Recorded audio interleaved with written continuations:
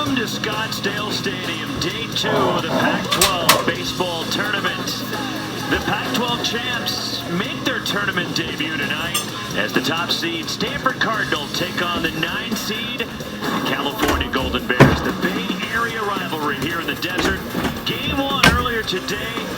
What a ball game in Arizona behind Kiko Romero, outlasting Oregon State. The upsets of the Wildcats with that win have stunned the tournament and moved into the semifinals, even before Stanford's played a game yet. And then UCLA, despite the loss yesterday, the Bruins erupted and run-ruled Washington, the 3 seed, as the Bruins go out with a bang in this Pac-12 tournament, put up 17 runs in the win over the Huskies. So a look at the pool play standings presented by Deschutes Brewery. Arizona has the blue check mark, which means they're moving on to the semifinals. Oregon a win over Cal last night. So the Ducks will play Stanford tomorrow night to see who wins Pool A, and USC in control right now of Pool C. Along with the Arizona Hall of Famer and former national champ Wes Clements, Roxy Bernstein with you.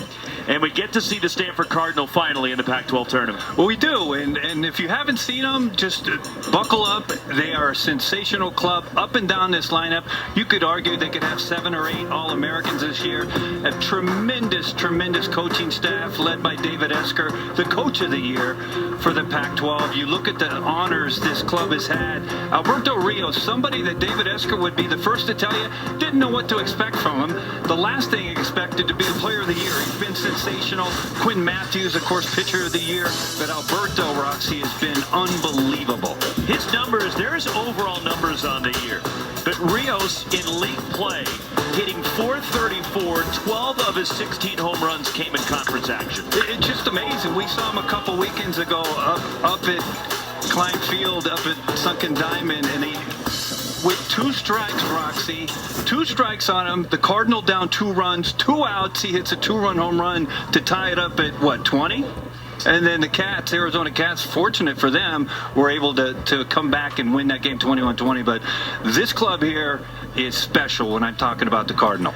Almost a clean sweep for the postseason awards for Stanford. They still have a lot to play for. They're trying to be a top 8 national seed in the NCAA tournament, plus they want to win the tournament championship for the 2nd straight year.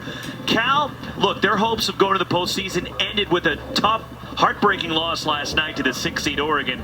But Cal would love nothing more than to end their season with a win against top 5 team in the country and their bitter arch rival. Do we have to make up a reason, really, for Cal to want to beat Stanford? I mean, you're kind of dear, your heart's dear to Cal for some reason, but is there ever a reason for either of these clubs to have any more added incentive? It's always got to be there, right? Cal and Stanford meet in any sport, and especially here tonight in the Pac-12 baseball tournament.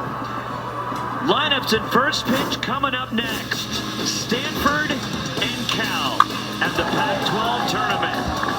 We'll get it going next, right here on Pac-12 Network.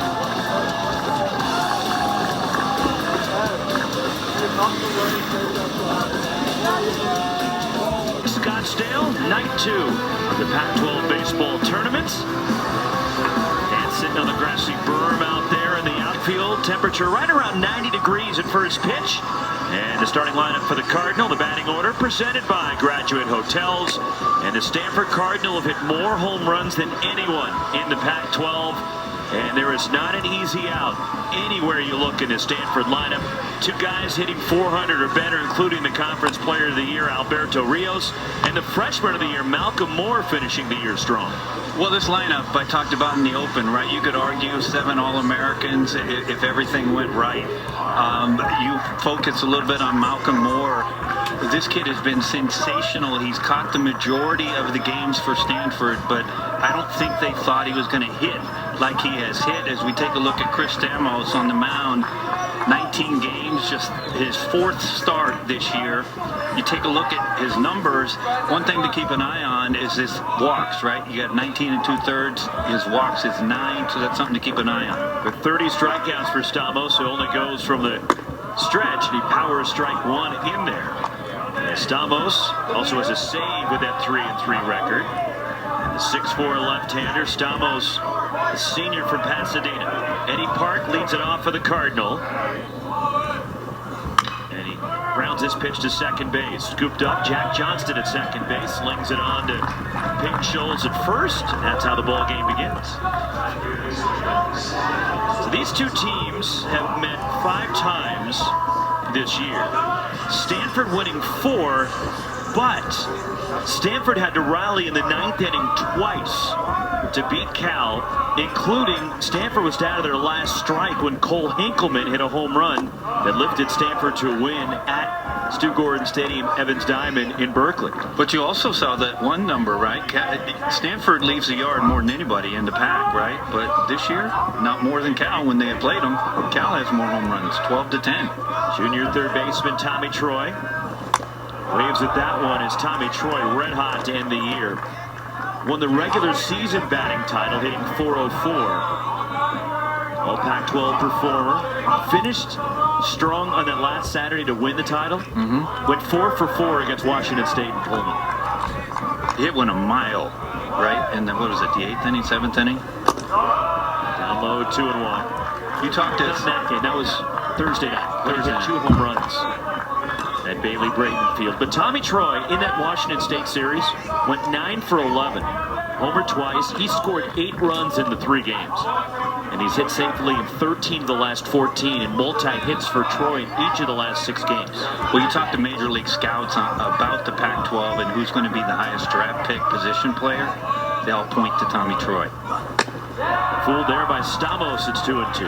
And the reason being, I mean, we've seen the Chase Davises of the world, right? We saw him today leave the yard at 100 miles today. But Tommy Troy is somebody that Major League clubs think they can play anywhere on the infield, from third base all the way across, and he can obviously swing the bat.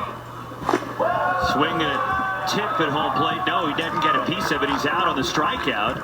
As Caleb Lomavita, the Cal catcher, will throw it around. There's 2 gone to the Stanford first. It's a good slider. The bottom just drops out of this, and Tommy, for a second, was trying to convince home plate umpire Randall Sutton, hey, I fouled that off. Carter Graham, riding an 18-game hitting streak, climbs in. Stanford first baseman, .323 with 14 home runs. And Graham, you know, when lost this one out of play. Graham, when the season started, he struggled. I mean, arguably, 30 to start, right? And so David Esker did something very interesting. I mean, he put him in the 2-hole just for a little bit, and then Carter started to get a little bit hot. And boy, did he get hot! He almost hit 400 in the last 40 games. Bouncer to third, and it skips by Max Handra, the Cal third baseman, and Stanford with a base runner. As Nathan Manning fires it in, and Carter Graham is aboard with 2 outs to get Braden Montgomery to the plate. We'll get a look at it. It's a breaking pitch.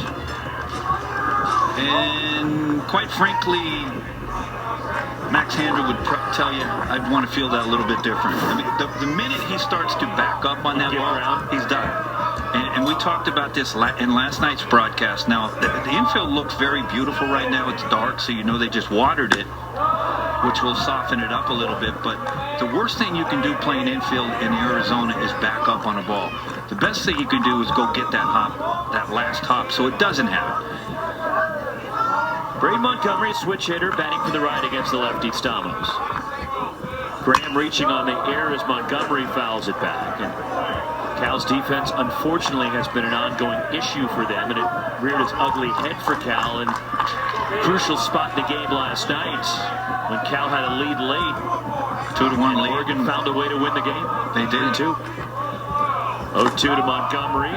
Pitch in the dirt. Graham takes off for second, and he slides in. And he is safe, according to second base umpire Joe Burleson. And on a wild pitch, Carter Graham advances. Well, he can run a little bit. I mean, he's got some stolen bases this year. Take a look at the upper part of your screen. Ball in the dirt. You read it. Shuffle, shuffle. Ball in the dirt. Wow. How about this slide right here? A little bit short here. Crawford holds that glove down. He might have ran into that glove. Graham runs for third, and he stole that one on Stamos. He was halfway to third before Stamos threw the pitch. That is a steal. You know what's interesting about this, though? I mean, I'm sure David Esker will say, hey, what were you thinking out there? You're already in scoring position. But at some point in time tonight, he'll say, don't do that again. You're already there. Well, if you're going to get third as the Pac-12 Coach of the Year, David Esker, you better make it with 2 outs. It's just, you're already in scoring position. Well, if you're aboard with Braden Montgomery at the plate, you're in scoring position. And that one just missed inside. Where did that miss? Sophomore Montgomery, 14 homers this year, and he's got a 9-game hitting streak into the Pac-12 tournament. Watch the run on this. Again, all the fast well, it's a good call. How about he wanted it a strike, didn't he? There's a bounce to short. Carson Crawford fields, fires to first, side retired. Cristamo strands the runner. Cal coming to bat in the home half of the first. Bay Area rivalry in the desert. Starting lineup tonight, presented by Graduate Hotels and for California. A little bit of a switch. Carson Crawford moves up to the 5th spot in the order, and Peyton Schultz being dropped down to 7. But you have the speed and power threats of Caleb Lomavita, Rodney Green Jr., and Max Handren at the top has been a red-hot hitter in the month of May.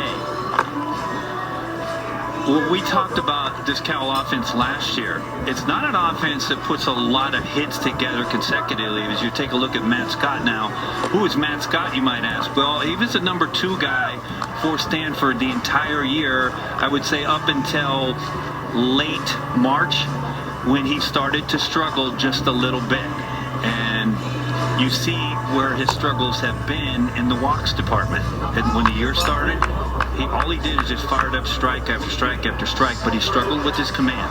And talking to Thomas Eager, fatigue probably started to set in with Matt Scott, who played in the Northeast in Connecticut, where only probably pitched 35 to 40 innings, and Stanford's pitching coach was talking to Thomas about this. And when he was getting tired, he wasn't following through on pitches. He was short-arming things, and now it seems he's rejuvenated. Coming off a solid outing last Thursday night at Pullman. Fouled back by Max Handren, went 4 innings, gave up 1 run at Washington State in Stanford's comeback last Thursday against the Cougars. And so you want to be a pitching coach. I mean, talk about Thomas Eager. The things that pitching coaches are thinking about to try to fix pitchers, right, that have fallen out of the rhythm. It is amazing what they will do. And one of the things they tried with Mr. Scott was get him out there and have him start from the stretch, right, Rox? You had him up in Pullman last weekend, and he started from the stretch. And all they're trying to do is get a pitcher to feel normal again. And that's it, because the majority of it, pitcher struggles are right up in the dome. It's all mental. And Matt Scott, this freshman, is great stuff. We get the fastball up to the mid-90s. And it's a power arm at 6'7". You just saw it right there. I mean, we're talking about Handren, who last night, if you weren't with us, first pitch of the game or second pitch? First pitch of the game, tripled off the batter's eye out there in center. And that fastball right there was by him. 2-2 pitch to Max Handren. That ball's popped up behind second, ranging out Owen Cobb, the Stanford shortstop, and he backpedals and drops it. And Handren is on. As watching Owen Cobb go back at that one, Wes, you never got the sense he felt comfortable tracking that. Well, you know what, we're in this twilight, right? We're in this twilight, and it's tough to see. And a lot of times you'll see the infielders just point to the outfielder, turn around and help. The one thing I will say is Handren, if he's running hard from the box, he might end up on second base. Max Handren is on. Caleb Lomavita, the sophomore catcher from Eva Beach, Hawaii. How'd you say that? Eva Beach? No, Hawaii. The other, Hawaii. Hawaii. Sounds like you were saying Hawaii. I mean, what? They've given Owen Cobb an error. Skied by Lomavita, pushing foul near the first base dugout and out of play. 307 for Lomavita, 15 homers. Honorable mention All Pac-12 for the Cal catcher this year, after he was a first-team All Pac-12 performer and freshman All-American a year ago. 1 for 3 with an RBI last night. Well, you miss up in the zone to this youngster, he will hit it a mile. Well, he had 2 balls a mile and didn't have much to show for it last night except the sac fly. Lines this pitch out toward right center field, toward the alleyway. This one is off the base of the fence. Braden Montgomery will fire it in. Max Handren being held at third. And a double to right center as Caleb Lomavita goes the other way. And Cal's got second and third with nobody else.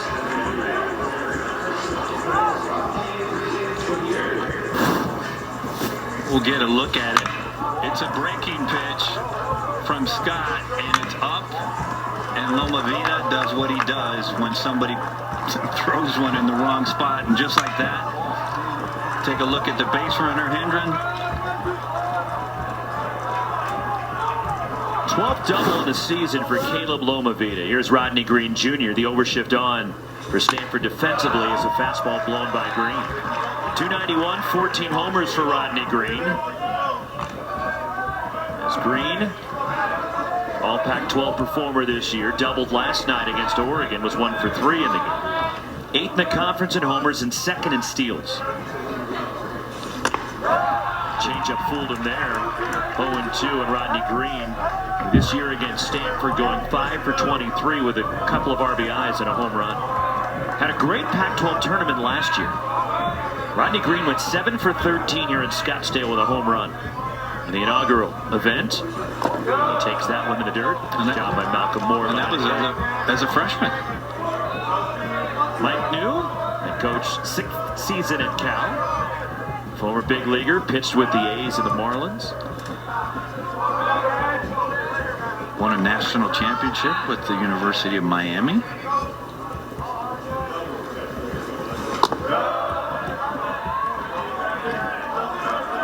And Rodney Green Jr., sophomore. One thing that's really exciting for Mike New and this Cal team is this team is loaded with sophomores, which means they'll be back. And Cal is really set up next year to have a special year. 2-2. Green skies this one, left center. Should be deep enough to get Cal on the board. Alberto Rios makes the catch. Max Hendren tags, breaks for the plate. Caleb Loma Vida stays at second, and Rodney Green with a sac fly. It's 1-0 Golden Bears. It doesn't matter how you do it. I'm sure Rodney Green Jr. is probably telling himself, I should have absolutely annihilated that pitch, but he got his job done. But back to Cal in the next year, right? Ian May is somebody that obviously, if you didn't know anything about Cal's season, Ian May at the time, I believe, had 18 innings pitched and given up no runs. Led the country in ERA, and then he went out. He will be back as well. Kate Kretschmar lines that one out of play. The transfer from Dartmouth, 328, 13 homers, including 1 coming against Matt Scott. This was at Cal.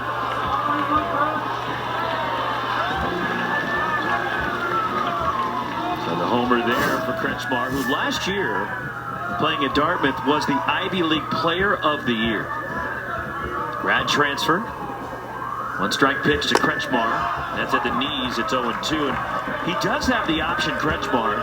He's listed as a senior, but with all the COVID exceptions and extra years given, Kretschmar could come back to Cal next year if he wants to. He's got that avenue available to him. Caleb Loma Vida, the runner at second base with 1 out. Matt Scott, the pitch.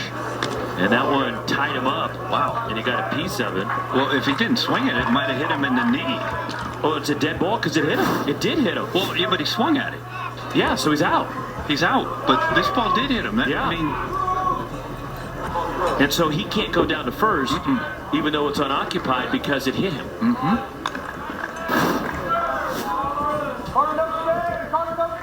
So 2 gone. Loma Vida at second base, and that'll bring up Carson Crawford. Cal shortstop had 2 hits last night. 2 for 3 with a run scored. 12 homers this year for Crawford. 10 came in conference play. He looks at a strike. It's Crawford with multi-hits in each of the last 3 games coming in. He's got big-time power. He had a grand slam in a win for Cal at Stanford back in February.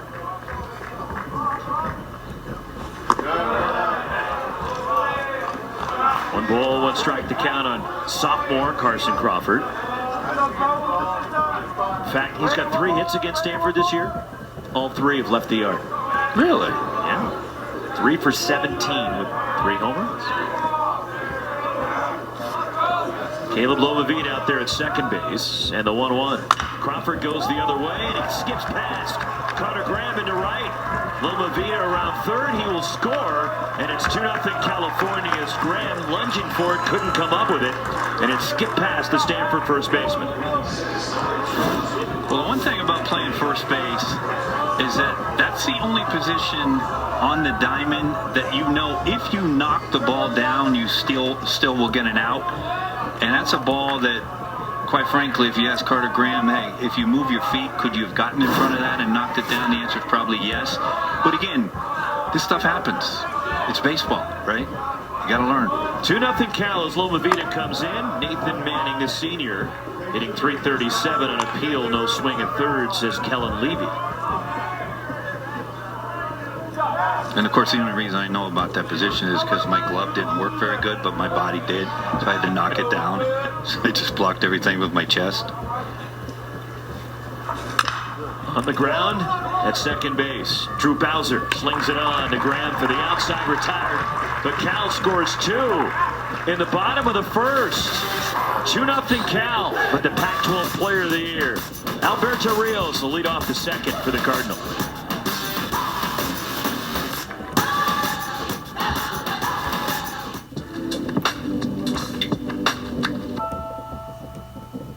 On Pac-12 Network. It's a couple of unearned runs for Cal in the bottom of the first, and the 9-seed Golden Bears lead the Pac-12 champs. The Cardinal 2-0. Alberto Rios, Malcolm Moore, Drew Bowser due up on a warm, not hot, but it's a warm. You know what it is? It's a comfortable warm. How's it is that? Comfortable. I agree. It's what? Hold on, folks. I agree. What time is it out there, Twitter world? Because box this one up. 7:25 Pacific time. Because you will not hear him say, I agree with anything. Alberto Rios, 15-game hitting streak where he's hit over 500 during this run. And he finished the regular season at 400, 16 homers, 12 coming in league play. And the Pac-12 Player of the Year, the junior. Alberto Rios from Bellflower, California, Southern California, went to St. John Bosco down there, and he skies this one out towards center. Rodney Green starting back, now breaking in, tracking it, and makes the catch, and there's one away. The Stanford club, their hitters every game are very, very aggressive, and they will swing at pitch one if it's a strike. And so there are times when they will go down quickly in innings, but other times where they will turn the lineup over. So one away, and that'll bring up Malcolm Moore, the freshman of the year in the Pac-12. 304, 12 homers for Moore, who's homered in 3 of the last 5 games. Chris Stamos gets strike 1 in there to Malcolm Moore, who's riding a 9-game hitting streak. The #1 catching recruit in the country was Malcolm Moore last year, and probably good reasons why, Roxy. What did he do as a junior in the state of California? Well, it's a 2-time California Gatorade Player of the Year. It's impossible to do that as a junior. Well, it's not impossible because he did. Because he did it. I understand. He did. I'm the one who brought it up, so I should probably know that. Stamos missing. It's 2 balls and a strike on Moore. Stanford has played great baseball here at the end of the year. As the Cardinal come into this Pac-12 tournament, they're the numbers on Moore. And the freshman of the year who had stiff competition, Austin Overn, for example, from USC, was right there in the conversation. And Moore lines that one out toward left center field into the alleyway. That's a hit.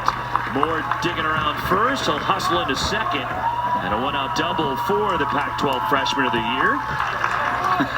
Malcolm Moore ends up at second base. And for Moore, that's double number 16. Well, that'll tell you right off the bat what to expect from this youngster. He hits this ball the other way. And when you have a youngster that uses the entire field as a freshman, you know you have somebody special, and that's exactly who Malcolm Moore is. Here's Drew Bowser, second baseman for the Cardinal, takes a strike. 281, 10 homers for Bowser. Honorable mention all Pac-12 this year.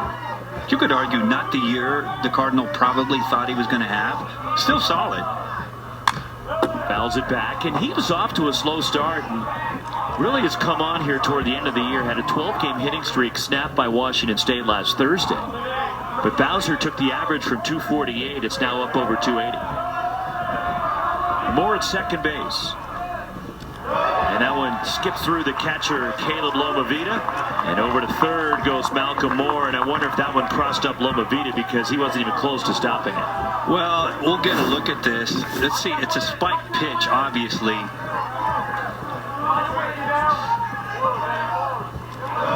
Well, I'm not sure how that... Did it go to the left of Lomavita? Went to his right. My size was... Bowser fouls it off. Bowser last year had a great run in the postseason. It's Drew Bowser at 6 homers, 12 RBIs. That's all? Led the country in postseason homers last year. Bowser also hit one. In fact, he hit 3 in the Pac-12 tournament last year when Stanford won the title. Bounce it to short. Carson Crawford has it. Throws out Bowser, but drives in a run, and Stanford's on the board. Well, situational hitting. Great job by Bowser. Cardinal on the board. RBI number 39 for Bowser as he brings home Malcolm Moore. 2 outs, nobody on for Jake Sapien, the Stanford DH.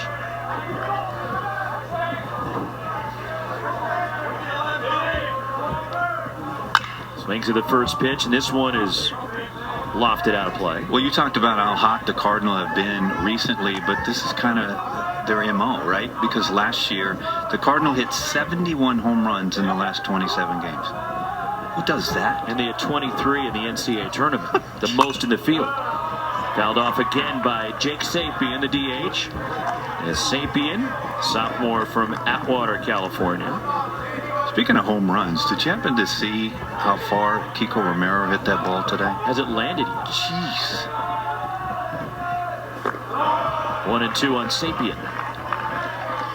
I mean, if you didn't see it, I mean, we might get it later in this. Hopefully, it was a mile to right field.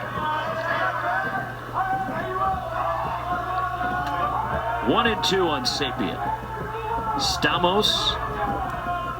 The pitch, and that just missed off the outside. 2 balls, 2 strikes. This wraps up day 2. With Cal's loss last night, that eliminated them. Stanford, all they need to do is win a game either tonight or tomorrow against Oregon. As Sapien goes back up the middle and it gets past the sliding shortstop Crawford into center. And Sapien is on with a 2-out hit. And you mentioned the long home run. Well, here it is. Kiko Romero. Our great producer, David Feldman, I mean, immediately pulls it up. And watch this, folks.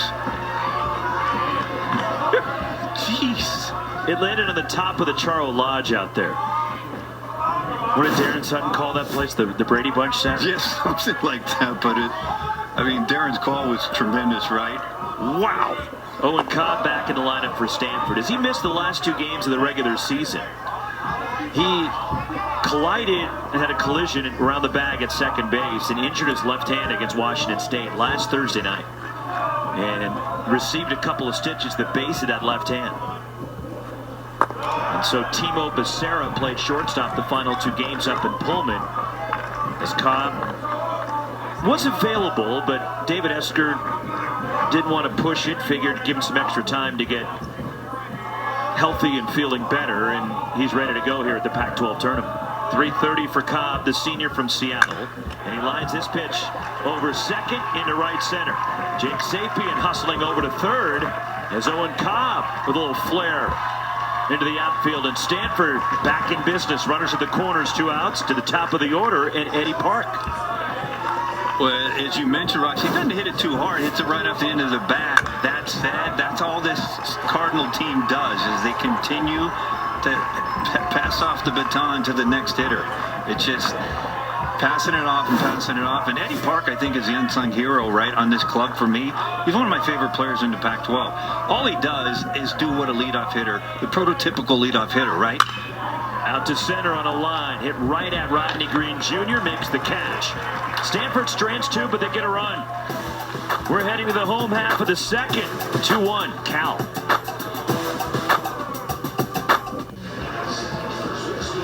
Look at the RPIs. Pac-12's teams not necessarily flying under the radar. Ooh, see what I did there? Well, you kind of did, but where's Colorado's? I mean... Bill, they don't feel a team. What? Colorado's got a club baseball team. They don't have a Division I team. The Rockies don't play? Big Schultz leads off the Cal second. First pitch. Bounding ball to short. Owen Cobb fires on to first to take care of the Cal first baseman. That's something Bill would say. Don't the Rockies have a baseball team? They would say, he would say that. One gone. Dom Soto, the DH for the Bears, the senior, playing his final college game tonight. Love to finish strong against their rival. 298, 5 homers for Soto this year. Is really a remarkable story. Dom Soto has made a name for himself about midway through last year for Cal. And ever since, Mike New has been unable to get him out of the lineup because he's hit and hit and hit.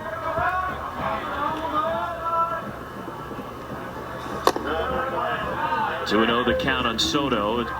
He had a walk-off homer late last March against Oregon State.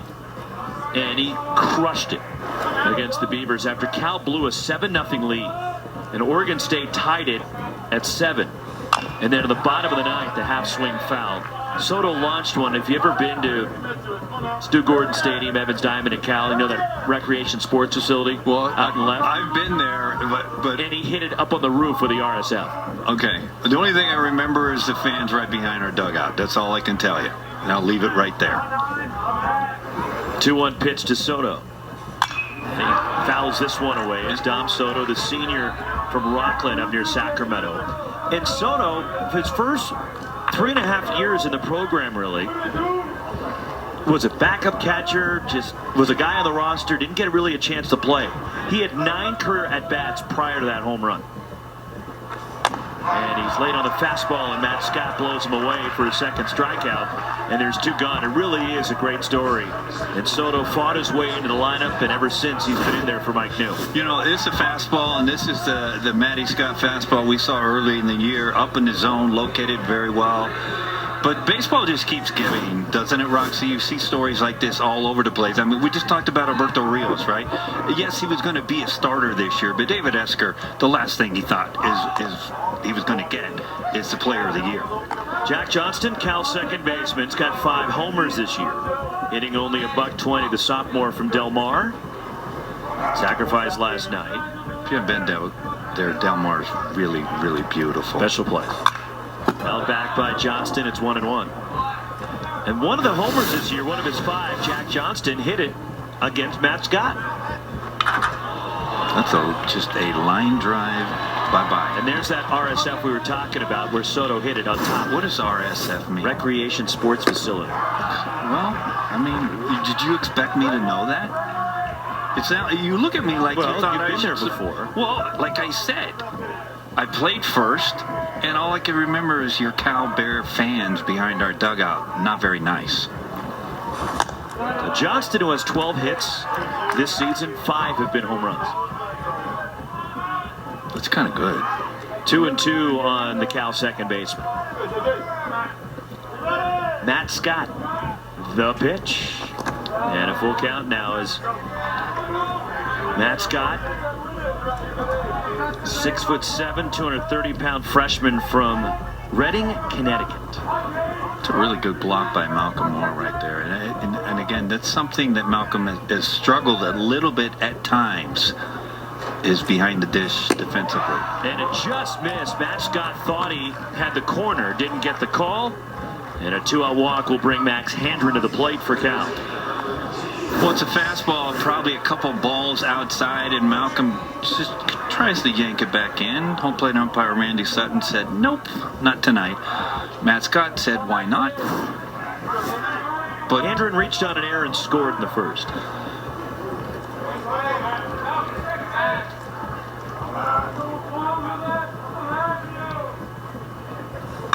Bouncer to first. Nice play at first. Carter Graham showing you why he was on the Pac-12 all-defense team right there. What a play. Well, that's the beauty of baseball.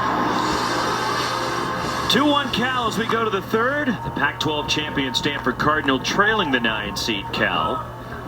And a new pitcher for the Golden Bears.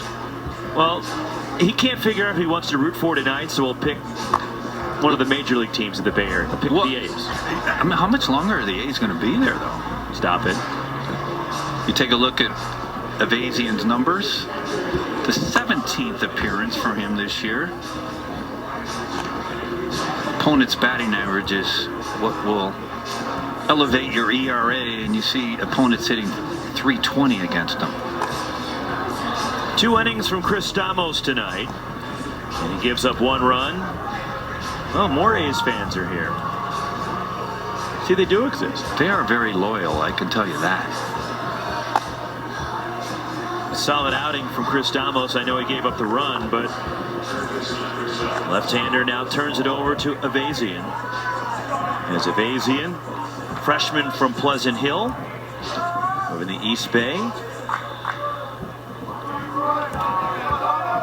You just wonder how Mike New is going to run this game today, right, Roxy? Well, he wants to win. There's no doubt. Anytime you're playing Stanford and you're Cal, and that would hit Tommy Troy in the helmet. And Tommy Troy, looking around, goes to pick up the helmet. And we saw it yesterday, unfortunately, with Kyle Karros at UCLA. When he got hit in the helmet, had to leave the game. And they're checking on Tommy Troy right now, who was hit by a pitch. Well, you see Tommy indicating where he thinks he got hit. A lot of times they're wrong, but it looks like it got him in the... Did it get that extra flap? It looks like it hit... He's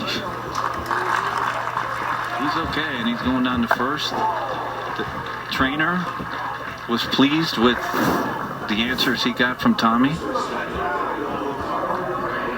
Andre Mercurio, Stanford's first base coach, also making sure that Tommy Troy is all right. We'll get another look here. And right on the ear flap right there. Avazian has had some control issues this year. As now Tommy Troy running and Carter Graham swinging and fouls it off, and Tommy Troy would have had second base stolen easily had Graham not swung.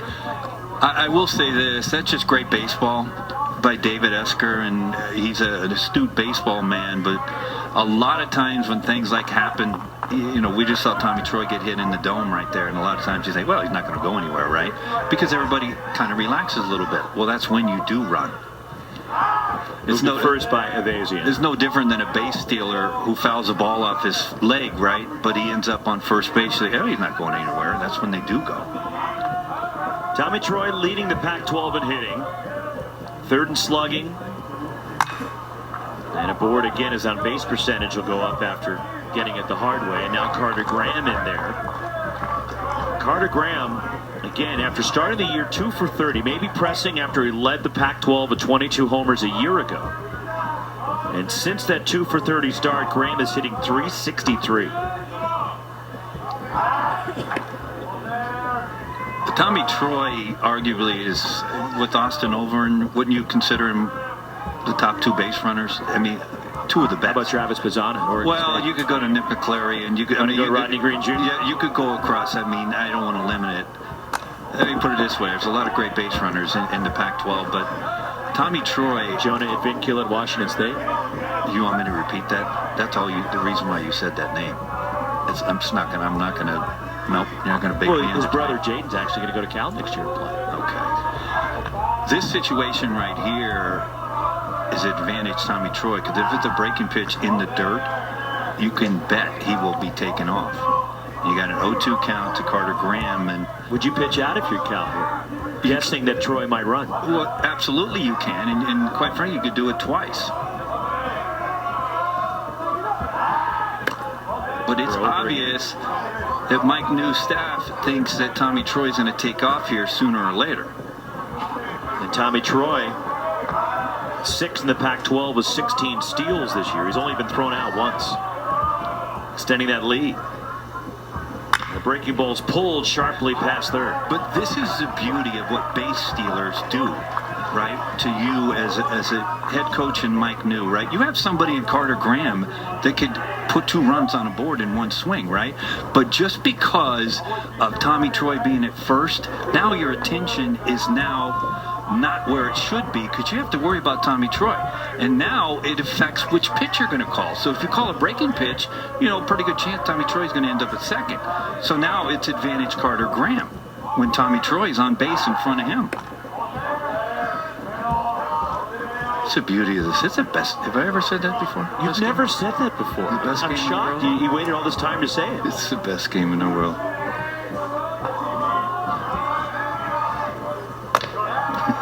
And right there, that's just a fastball up, and my guess is they're going to go back up there again. They are so worried about Tommy taking off at first that they're just going to keep going hard and try to go hard up out of the zone.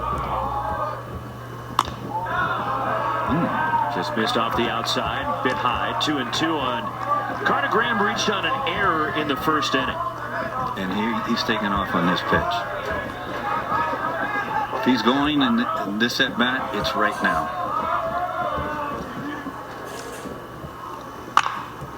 Ground ball at third, scooped up. Max Handren goes to second. Jack Johnson the turn, and Cal goes around the horn. Twin killing, and Cal gets 2, and there's 2 away. Well, this is just absolutely beautiful from Cal. Handren, watch this transfer by Johnston. That's where you get the double play. I mean, watch this on the backside of this bag. Johnston, how quickly he gets rid of this, and he gets a little help on the backside from Peyton Schultz. Well done. 2 outs, Braden Montgomery takes ball 1. He homered the Pac-12 tournament last year. Stanford last year, when they won this tournament, they went 4-0 here in Scottsdale. As they beat Arizona State, Arizona twice, and then won 9-5 against Oregon State in the championship. Bowser hit 3 homers. Montgomery went deep. Carter Graham homered for Stanford last year also.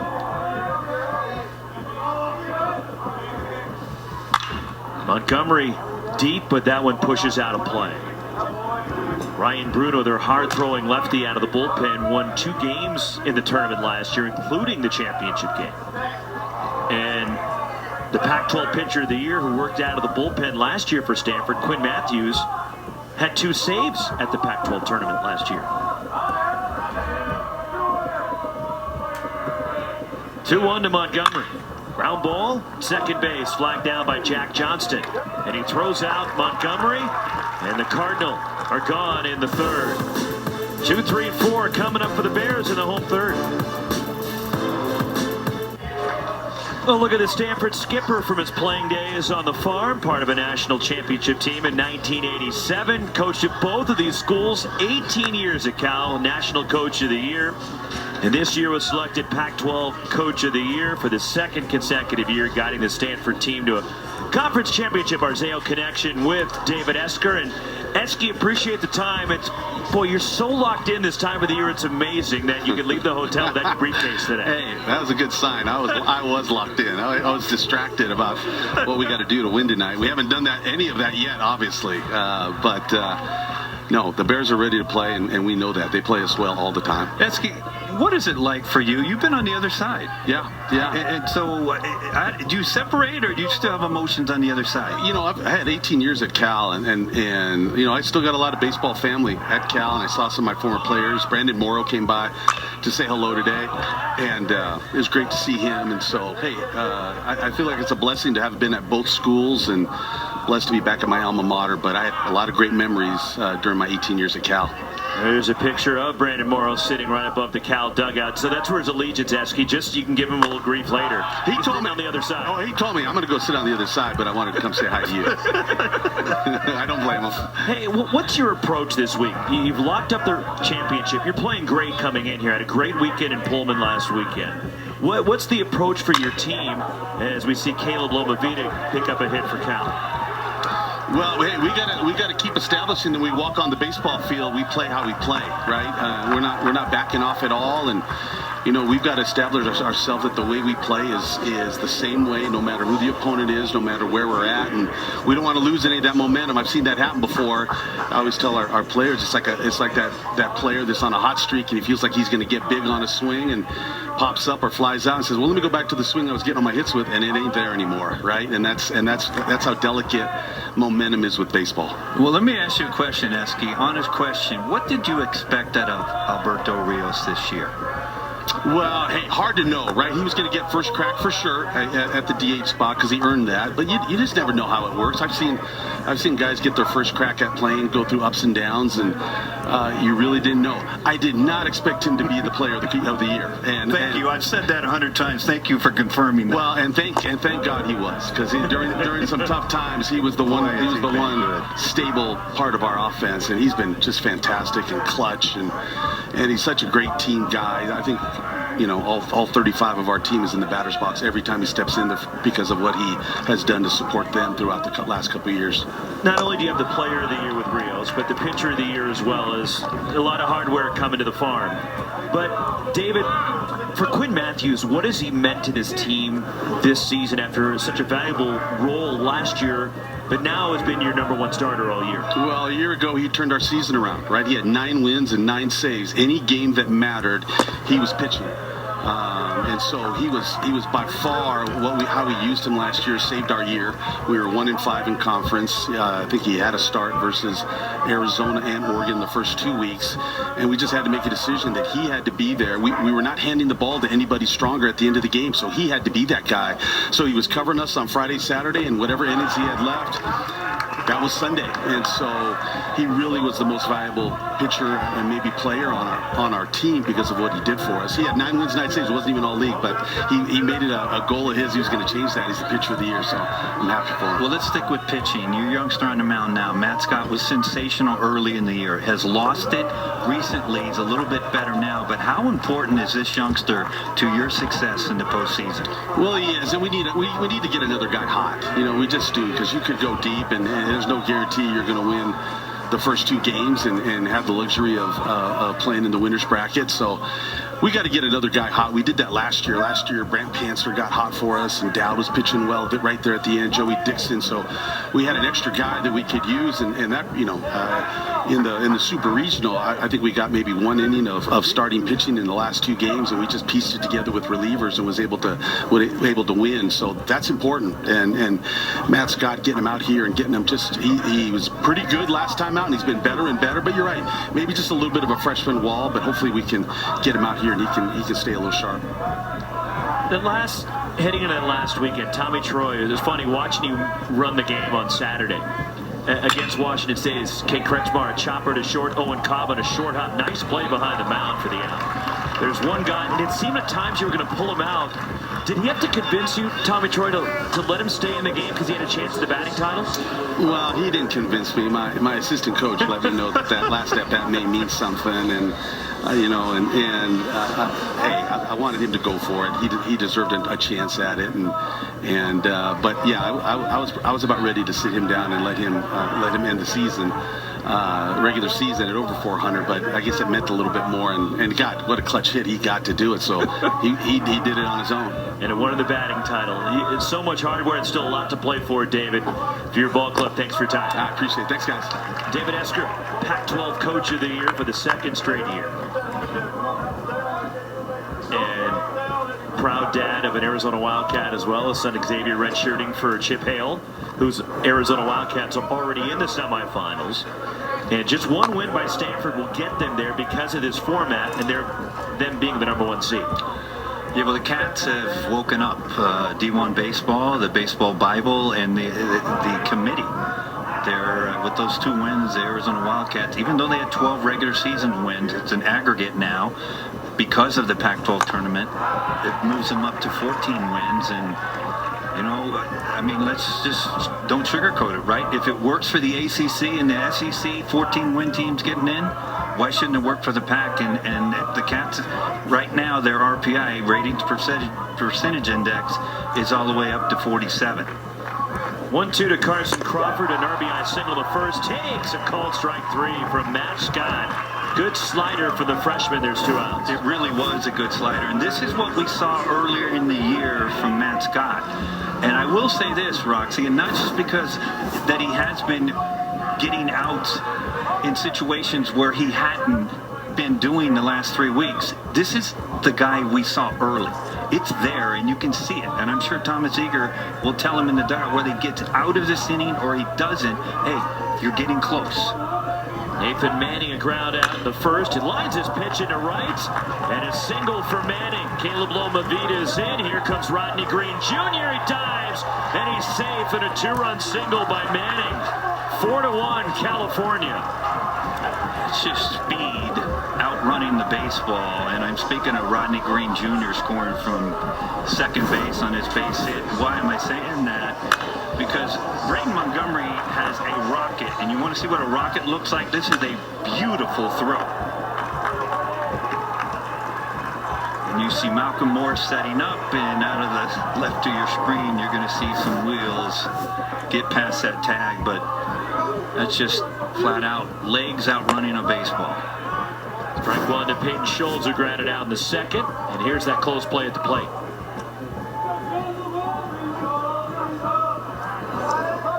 Very close, and Green just getting in. As we've seen Montgomery throw 95 off the mound. On the ground is second. Drew Bowser scoops it up, throws on to first, side retired, but 2 more for Cal. We're through 3 at Scottsdale Stadium. California leading Stanford 4-1. Pac-12 Player of the Year, Alberto Rios leads off the 4th. Usually it's good to be a Stanford fan, but not when you're playing. I guess it's a version of musical chairs. Yeah, right there. well, but how about get the same age group?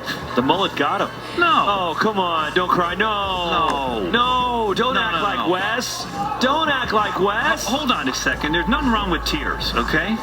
Nothing wrong with tears. Somebody said there was no crying in baseball. And I will say this, because, well, this isn't baseball, right? This is a different game. I mean, we're not watching baseball? And there's different age groups right there. They didn't check IDs. I mean, come on. Get it right. Same age groups compete together. You think the kid has an ID? Just again, can you just go with it, okay? Alberto Rios, the Pac-12 Player of the Year, leads off the 4th, a fly out in the 2nd. And Robert Avazian hangs a breaking ball high. Rios followed by Malcolm Moore and Drew Bowser in the Stanford 4th. 4-1, Cal leading. 2-run single by Nathan Manning in the bottom of the 3rd. Now, I will say this, because next Monday, the committee, NCAA committee, will pick 64 teams, right? Well, they'll pick them before Monday. They'll just announce it Monday morning, 9 a.m. Pacific. And they will be in those locked rooms on Sunday night, and they're there this entire weekend, right, watching tournaments across the country. And what's at stake for Stanford as we speak? All the projections have Stanford as a top 8 national seed. And leadoff walk for Rios. And what that means for David Esker and his club is that they will host a regional, but if they happen to win that regional, they will also host the Super. And so the committee is taking a look at all these numbers and all the metrics and everything else. And right now, all the experts say Stanford's a top 8 national seed. They won a very good conference in the Pac-12. Now, I will say this. The committee's also looking for reasons not to have people as top 8 seeds and not get into the tournament, being at-large pick. So is this an important game for Stanford? 100% it is. And then what you said earlier, Roxy, I mean, if Cal can put a dent in their crosstown rivals' resume, it's just a little. What did Bob Euchre say? Just a little bit. Or did Nuke LaLoosh just hit the bull? Well, wait. I mean, I don't know how he swung at that one. Swing it. Well, you know what? There's some out there that say Wes swung at that thing, because quite frankly, I've done that before. That, just in case you're wondering how they score it, that was a wild pitch. But, you know, quite frankly, that's entertaining. I mean, no matter which way you look at it. I I mean, very rarely you're going to see a pitcher just airmail one literally on the fly off the screen. Mike New's going, I never did that. Yeah, but you know what? I bet she did. You don't get to the big leagues as a 5'10" right-hander. Wait, are you trying to tell me that just because somebody was an excellent pitcher and got to the big leagues, they never airmailed one before? Of course they have. It's kind of like a hitter saying they've never struck out 4 times unless you're Tony Gwynn, God rest his soul. But I don't know why I brought up 4 strikeouts in the game, but... Almost airmailed another one. 3-1 the count on Malcolm Moore as Robert Avazian having trouble finding the strike zone here. I'm guessing that Matt Flimmer, the pitching coach for the Bears, might come out to the mound right here. I mean, this could just be a release point. Called strike to Malcolm Moore. You should know that Mike New, his major league career, he threw a grand total of 4 wild pitches. Okay, but what did he do in college at Miami? Did he ever... He won a national championship. I understand that, but you don't know. And he got the final out. Backhand, nice play, Jack Johnston at second base, and he throws out Malcolm Moore. Sparkling play by Johnston at second base as Alberto Rios goes to third. Boy, Johnson has been absolutely outstanding tonight. You're going to watch a second baseman lay out. He's playing Malcolm to pull the ball, leaves his feet, gets up, throws a strike over to Schultz, and another look at it. I tell you what, I am amazed. It doesn't matter what level, at the athleticism of up-the-middle guys in baseball. I could watch them all day. I mean, some of the stuff that they do up the middle, these guys are amazing. Checking with the card to see where he needs to play defensively. West loves that. Oh, stop it. Just, geez. You know, that's all I had to see, right? After I'm saying this, it's just, that's the baseball gods to show me the card. Drew Bowser is Stanford's only driven in Stanford's lone run so far tonight. 1 out, Rios at third. Robert Avazian in the 1-0. And that one turns Bowser out of the way. And by the way, when Mike New recorded the last out of the 1999 College World Series, pitching for Miami, do you know who the final out No, was? but it's probably a Hall of Famer, but go ahead. Not a Hall of Famer, but somebody that's well known in baseball. Go ahead. At Florida State, Miami beat their rivals for the national title. Bowser skies this one, left center, racing in. Nathan Manning gives way to Rodney Green, tagging and bluffing as it's not deep enough. And Rio stays at third, and Avazian gets the shallow fly to center. There's 2 away. And Rios at third, they'll leave it up to Jake Sapien, who's singled in a second. Get a look at this. This is textbook. Get behind it. Get ready. Put your body in position to throw.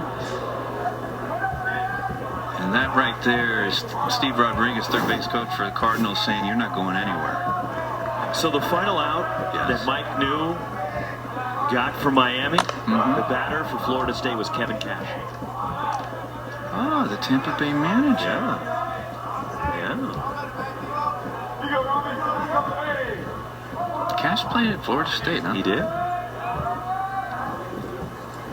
It's a good breaking ball from Avazian. Would you believe me if I told you in the College World Series when we played, we were fortunate we played back-to-back years there, but we played Florida State and Miami in both of them. They were there both years, and they always came in with these gaudy records. I mean, gaudy records. I'm talking about 59 and 4s. And then that was when Ron Frazier, right, was the Miami's head coach, and he ran all those trick plays, right, the fake throw to the to where and the bullpen reacts. Gets up and runs out of the way, and the pitcher still got the baseball. Correct. The 1-2 to Sapien, fastball high. You played Cal in the 1980 College World Series. Oh my goodness gracious! I will say you guys. You guys had us beat. I mean, you had us beat. Cal had you beat. No, I didn't play. Yeah, I understand. Wes, I wasn't nearly old enough to play in that College World Series. I mean, everything. You were being very kind and very nice the entire night. Hey, you opened the door. You had to ruin it. But yes, I believe somebody on Twitter will remind me, but I believe Cal had a 5-run lead, and all I know is Dwight Taylor hit a ball to the gap and cleared the bases. Alan Regier came up off the bench, got a big base hit. Fought off by Sapien. And the rest is, as they say, Bob Melvin was on that Cal team. Bobby Melvin was Playing there. for the legendary Bob Milano. Rod Booker was a tremendous talent at shortstop. Dan McInerney.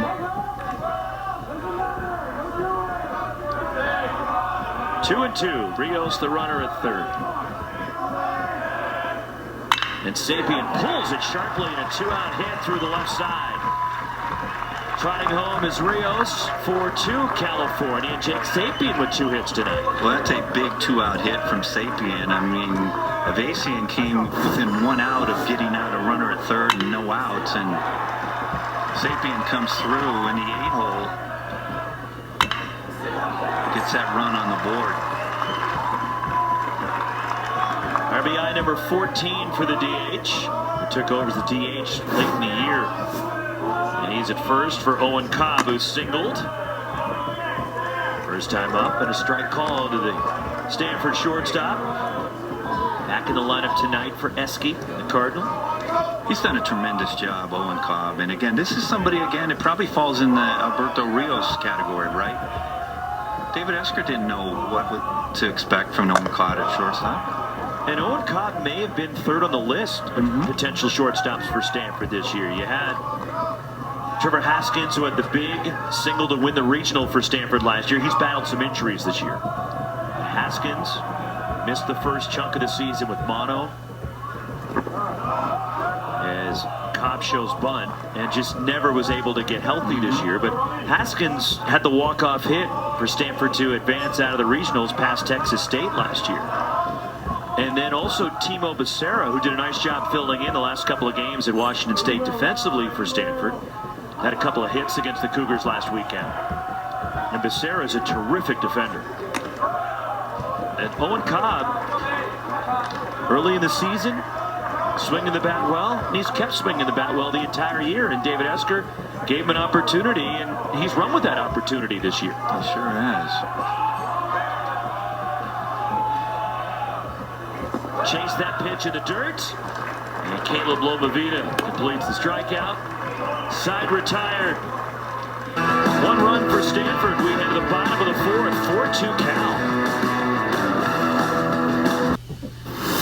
4-2 Cal with the lead as we go to the bottom of the 4th. Take a look at last night. A tremendous job on the mound. And relief work from Andres Galan last night. Pressed into duty early in the game, and he delivered. Pitched tremendously for Cal. 4 2/3 innings of scoreless relief with 5 strikeouts last night. And the sophomore right-hander from the Sacramento area joins us as our Zayo connection. And Andres Galan with us. And first off, Andres, it was fun watching you pitch last night. What's it like for you when, look, you're anticipating maybe getting into the game, then you're pressed into duty when Christian Becerra has to leave in the 2nd inning? Yeah, I mean, it's not the ideal situation, but I mean, it's something we prepare for as a team. And you know, you never want to see your starter go down with the injury, but yeah, I think I prepared myself pretty well, and I was able to get warm pretty quick. So, and they also gave me all the time I needed out there on the mound. Well, I tell you something. I mean, listen, it's going to be some real talent if you can keep that cup on top of your dome right there. I mean, because everybody is trying to see if you can do this, all right? You got a lot of pressure on yourself. So now, listen, last night you guys, before that game started last night, you knew if you wanted to play in the postseason, you had to win the Pac-12 tournament. Yes. Absolutely. So you knew that. So once you lose that game tonight, what was your skipper, Mike New's, message to you guys when you came to yard today? Just the back against the wall mentality. We all kind of embraced it. We knew our season was on the line, so yeah, we got to go all in to win a game. For you personally, I know you're juggling a lot right now, and it takes talent. When I have full faith in you, Andres, being a student at the #1 public university in the world. Oh boy, hey, listen. Okay. Tell me I'm wrong. Andres, just so you know, Roxy is a Cal dude. I mean, all right? Just so you understand what you're working with. Gotcha. So, but let me ask you this, because there's a nice single through the left side by Jack Johnston for the 2nd time. And a 1-out base runner back to the top of the order in Max Handren. But for you, that was going to be that's now your last outing of the season. Yes. What's it like for you, confidence-wise, for you to finish the season like you did, to try to carry some momentum into the offseason off that performance? I mean, it's something that I take pride in. I really wanted to end the season strong and leave a good message for this team. Definitely want to carry it over. I definitely think we have a special group next year. So I do want to, that was something that I wanted to do. I wanted to carry it over. Well, for some of our viewers, they might not be familiar, but you guys play summer ball. Are you going to play summer ball, and do you have a club already? So it's kind of up in the air right now. I signed a contract to go to the Healdsburg Prune Packers. Wait, say that again? I signed a contract to play for the Healdsburg Prune Packers. Okay, up in no, Santa I just Rosa. wanted to hear the team name again. That's Gotcha, yeah. So yeah, it is undecided though. I haven't got to the exit meeting yet of the year, so you will see. 2 outs here in the last of the 4th. There's Andres Galan with us. Caleb Lomavita coming up. There's a legacy with your family at Cal. Your uncle Mike Tonis, who played in the big leagues with the Royals, had a tremendous All-American catcher at Cal. Any influence, pressure from the family to go to Cal and follow in his footsteps? Yeah, I mean, for sure. There's definitely a lot of my family members loved Cal. They went to every game when he was playing there, and yeah, they just absolutely love everything about it. They love the school, the campus, the atmosphere. The baseball's great, so yeah. Wild pitch, and Jack Johnston takes second. So you want to say hi to anybody? I mean, you got your whole family back at home watching. I mean, they're watching you balance. You realize that with social media, you're going to be famous tonight. You realize that? Yeah, there's definitely a chance. I mean, they're trying their best to get you to drop something right now. Now I got a GoPro. This is perfect. You've got it all working for you there. I got everything going. Caleb Lomavita's doubled twice and scored 2 runs to the plate. What's it like throwing to this guy behind the dish? Oh, it's awesome. This is such a hard worker. I think everyone on the staff appreciates him, and not only for what he does behind the plate, but with the bat. I mean, he's just the absolute man. Such a good teammate. What is it like throwing against this Stanford lineup? I mean, swing and a drive, deep left field, and it is caught at the base of the fence by Alberto Rios. Wow. We weren't alone. Wow. Andres, I thought that was gone too. No. And the GoPro, I mean, the whole thing. I mean, you were that close, right? I know. You had it. Andres, appreciate the time. Great job last night. Thank you, guys. I appreciate you. Andres Galan joining us. Caleb Lomavita nearly hit one out, 4-2 Cal. In third and no outs. They get a line out to Bullock at third, and then you get two punch outs from Becerra to shut that down. Barraza to shut down the Beavers right there, and then you get the 2-out walk-off from Kiko Romero, the league leader in RBIs for the Pac-12, and boy, they can really swing the bat. You know, as gaudy as we talk about Stanford Cardinals, right?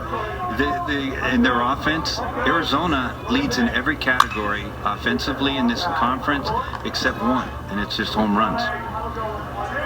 1-2 in Eddie Park. Top of the order for Stanford here in the 5th. Park, Tommy Troy, Carter Graham against Robert Avazian. Thanks to Andres Galan for joining us. Yeah, that was fun. I mean, that was pretty good balancing, by the way, unless they used gum. Did they use gum to make those things stick? I mean, that's the only way. Sometimes they do. Yeah, it's the only way I can think that, because the cup up there was sideways. Maybe tape? Something, because the cup was up there, and it did not even move.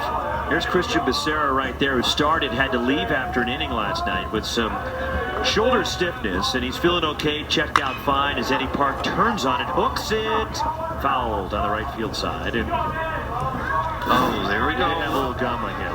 There we go. There we go. There's some FBI work. I mean, that's good. David Feldman and the crew. That's it right there, because it was sideways the whole time.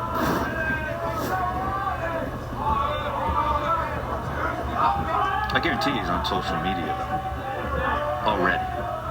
He's on Twitter. Eddie Park 0 for 2 tonight.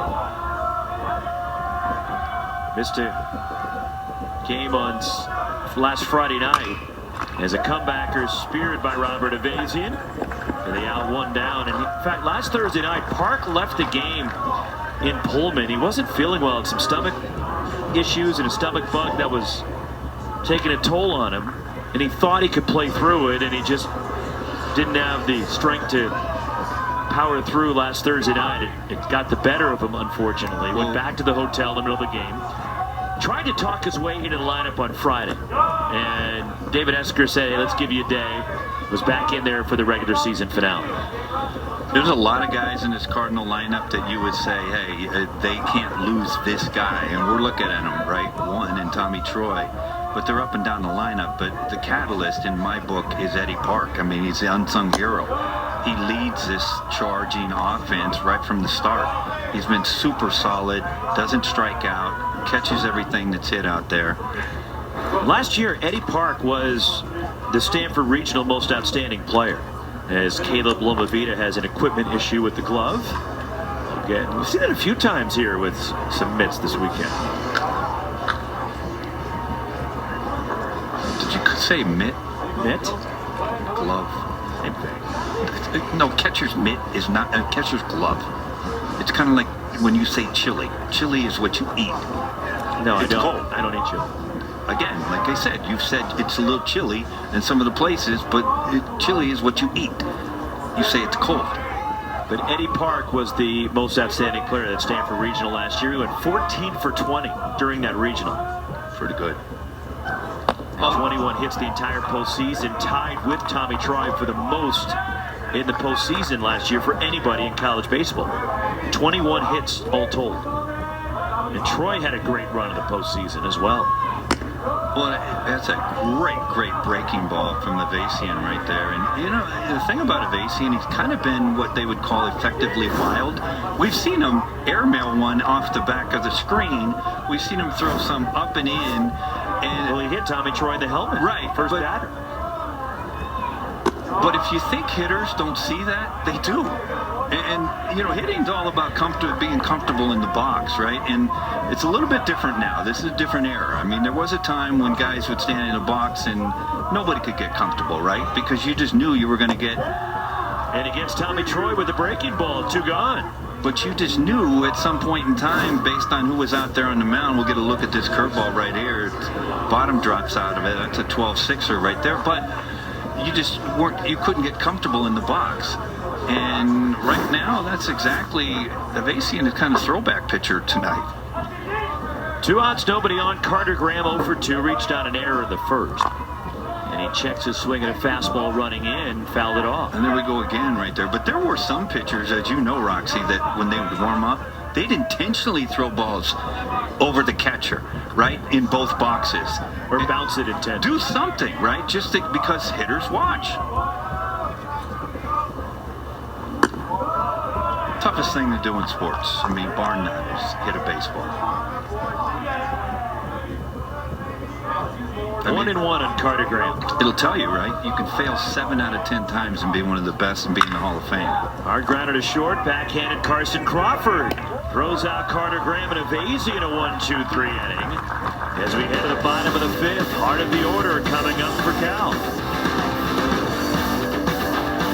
The top teams in the conference are bringing the heat and swinging the lumber until only one is left to hoist the trophy.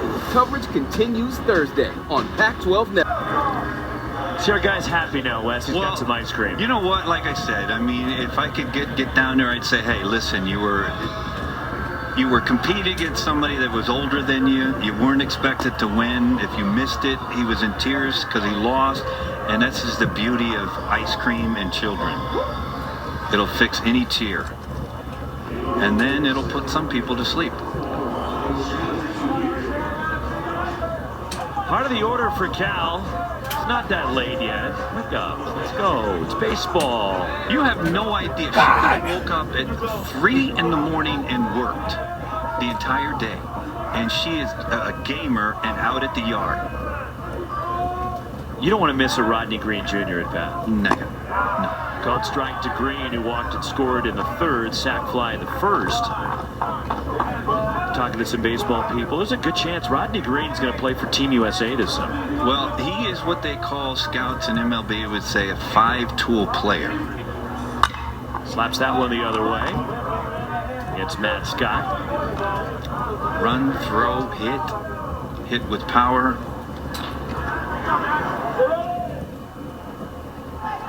There's one more. Come on. Go ahead. I'm letting you feel it in. That's all. I'm just throwing it out there. 1-2 on Green. Kate Kretschmar. Carson Crawford to follow for Cal the fifth.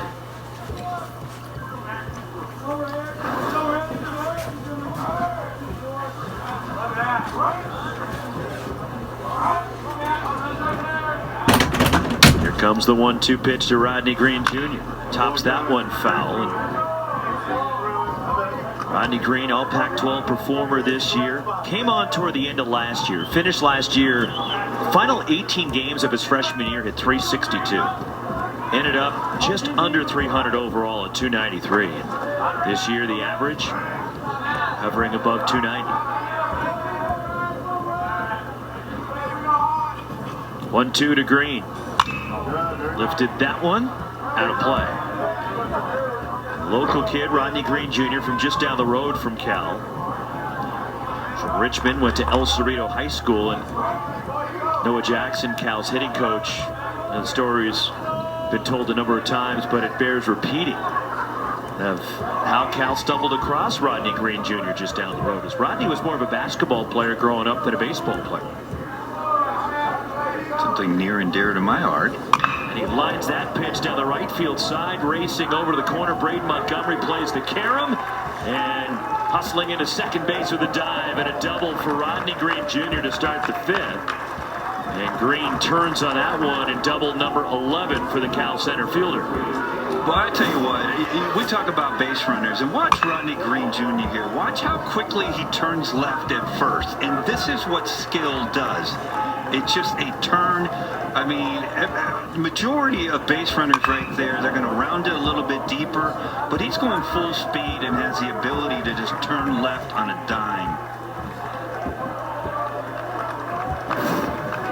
So runner at second base, and Kate Kretschmar 0 for 2, but just to finish the story on Green and how he got to Cal. So Noah Jackson, Cal's hitting coach, was as a chop to first. Carter Graham takes it himself as Green moves over to third. And there's one away, and Carson Crawford coming up for Cal. He's 1 for 2 with an RBI. So Noah Jackson goes to get his haircut at a place down near Cal. And he goes to sit in the barber's chair, and somebody starts talking to him. Hey, you're the hitting coach. You're a coach at Cal. And Noah Jackson's like, yeah, I'm a coach at Cal. Why? I got a player for you. How many times do you think a coach, I got a player for you, they hear this? As Thomas Eager, pitching coach for Stanford, out of the dugout. And there is activity in the bullpen for the Cardinal, as 68 pitches for Matt Scott. And Noah's like, oh, okay, you got to play. No, I'm telling you, you got to go see this kid. He's at El Cerrito High School. It's right down the road. You got to go see him. And Noah's like, we're doing okay. No, he was a freshman in high school at the time. And then Noah went and saw him at the urging of this guy. And sure enough, he goes to see him and is blown away at the talent that Rodney Green Jr. has. And ends up at Cal, and what a great recruiting story it is for Noah Jackson, thanks to the guy when he was getting his haircut at the barbershop. That's going to be it for Matt Scott. As Carson Crawford, we mentioned earlier, 3 hits against Stanford this year, all homers, including that grand slam.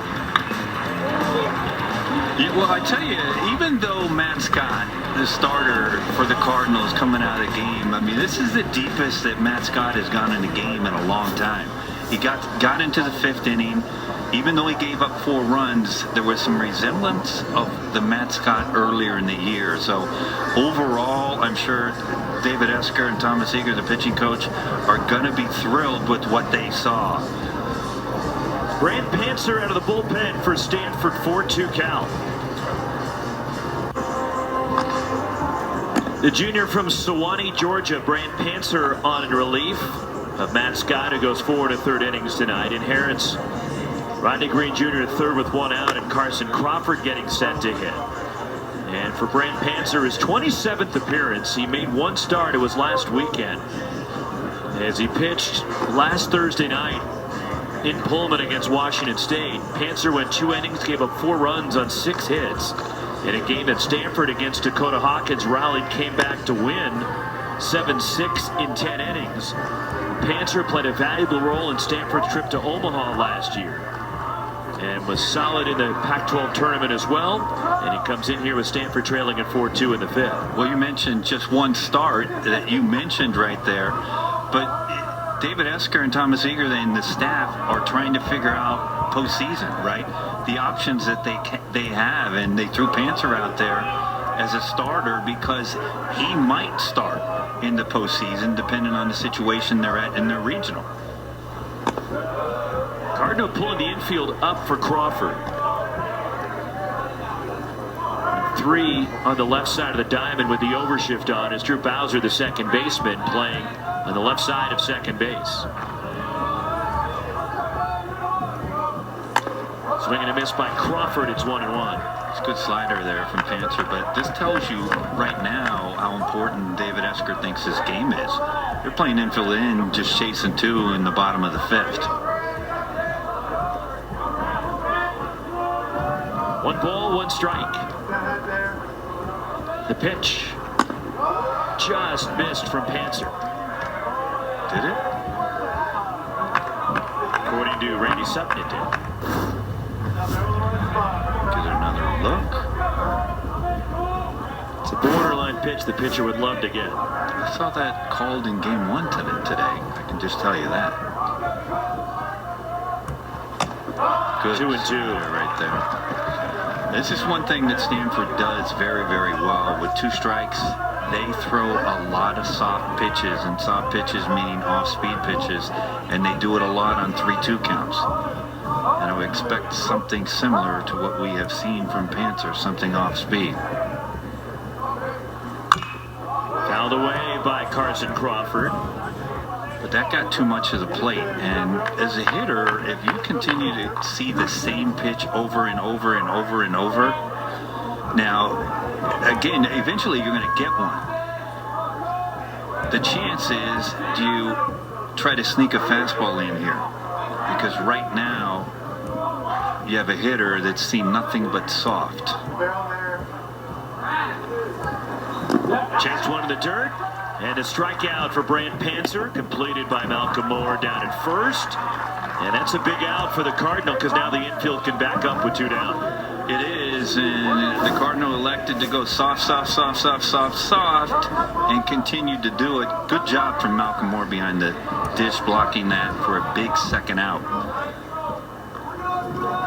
Leaves it up to Nathan Manning, a 2-run single in the 3rd. Cal left fielder 1 for 2 tonight. Rodney Green, a leadoff double, standing on 3rd base.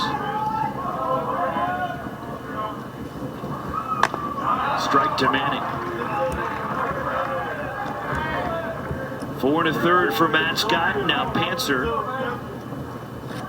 trying to finish off Cal here in the 5th and keep him off the board.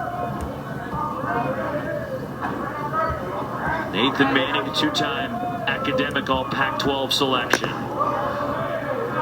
Dad Tim, defensive back, special team standout. Cal football back in the early 90s. Really? Yeah.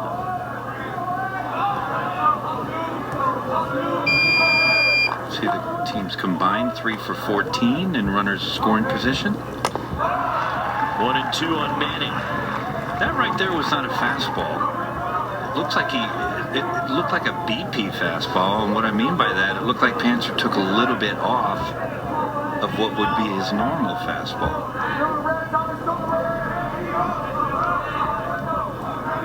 Ball and 2 strikes. 2 down, last to the 5th. And that one's a wild pitch, gets away from Malcolm Moore, and Cal will get a run. It's 5-2. Break for Cal, and Rodney Green Jr. comes across. Yeah, well, Panther just yanked this slider. It's off the right shoulder of Moore. I mean, regardless, one knee down behind the dish or on 2 legs right there, the hop that ball took was shoulder high to Malcolm. Manning out toward right. Braden Montgomery coming in, makes the catch. He'll lead off the 6th for Stanford. Middle 3rd of the order coming up as the Pac-12 Player of the Year, Alberto Rios, due up 2nd. Cal leading the Pac-12 champs. By They knew that was the last game of their season. Same with Cal. They came out, responded, played a great game for John Savage. And Cal responding, playing their rivals here, and leading Stanford 5-2 in the 6th inning, playing hard for Mike New. They are, but we talked about it in the open, right? It doesn't take much to get up to beat your rival. Braden Montgomery skies this one toward left. Nathan Manning settles under it, 1 gone. Robert Evasian now 3 1/3 innings, giving up 1 run. And he came into this ball game with an ERA up over 8 on the season.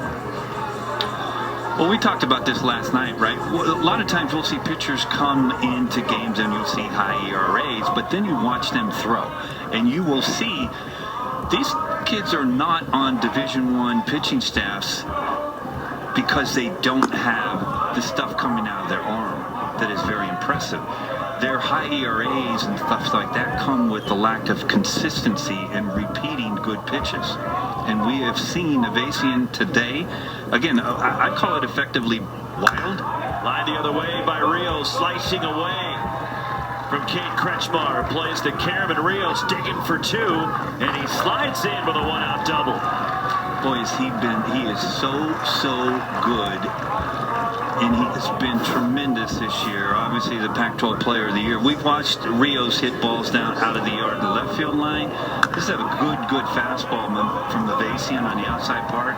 And what's Rios do? Hits it down the right field line.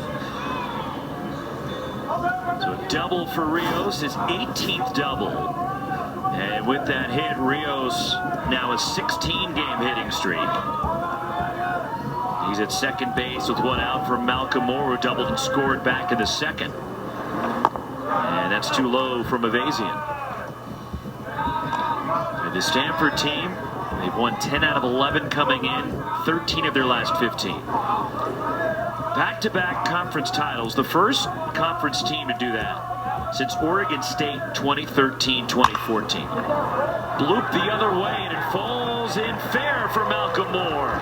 Around third, Alberto Rios hustles home, and a bloop the other way for Malcolm Moore, and it's 5-3 Cal, and Moore has driven in his 51st run of the year, and the Pac-12 Freshman of the Year with a couple of hits tonight. That's a really great job from Rios. Watch Rios right here. He's got to read this. Keep in mind, they're chasing 3. He reads this ball on his own. There's no help from Steve Rodriguez, the third base coach. You run the bases. As long as the ball's in front of you, you don't need a third base coach. But that's a great job by Rios to get that 3rd run across the board for the Cardinals. Just base running. Blooper that falls in for the Cardinal. Moore at first base. The 1-0 to Drew Bowser is in there, and Bowser tonight 0 for 2 with an RBI. And Stanford won the inaugural Pac-12 tournament last year. And when the selections are announced on Monday, waved out and missed. Darting for second is Moore, and the throw down gets away from Jack Johnston, and scrambling back to get on second base is Malcolm Moore. You see Moore's face right there. He's like, boy, am I glad I made this. It's a really good job by Loma Vida to get on this ball and get the ball down there, but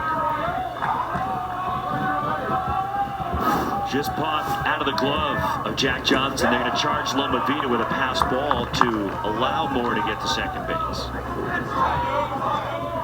Well, Jack Johnston right there is saying, hey, if I could just hold on to that ball, Malcolm's out. 2-2 on Bowser.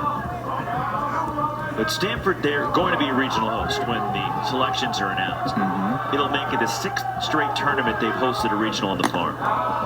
And they're the only team in the country that's hosted one each of the last 5. Well, that's going to extend to 6. Every regional that we have been, it's been just a sold-out, amazing atmosphere at Sunken Diamond Klein Field. Swing and a miss. Bowser chasing the curve. And that's the third strikeout for Robert Avazian. 2 outs, more at second base, and Jake Sapien's 2 for 2 of This is what you would call a 12-6 curveball, and to go with the Avazian's probably 92 to 94 mile-an-hour fastball, it effectively works as a changeup. Mike New, the head coach of the Bears, heading out to the mound here. There's no activity in the bullpen, so this is not a pitching change to take Avazian out.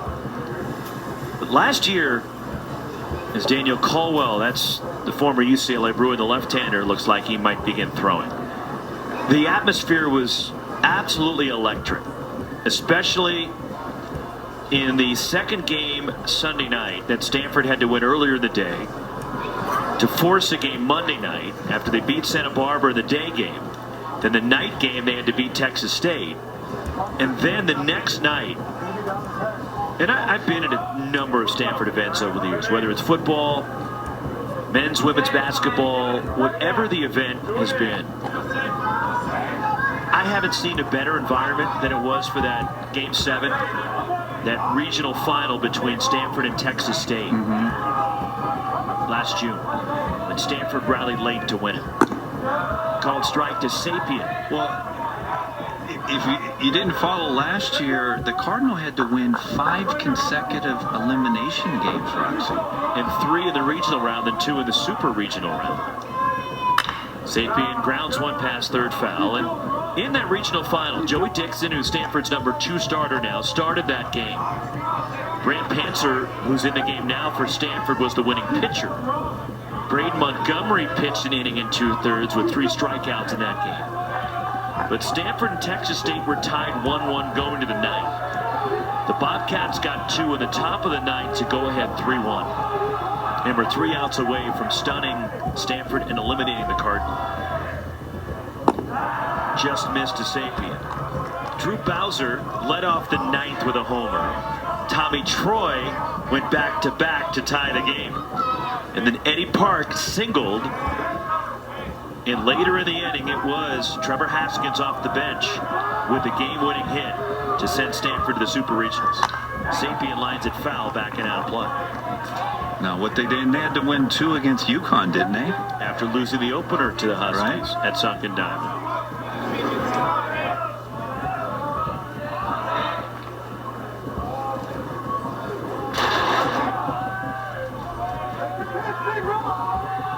One and 2.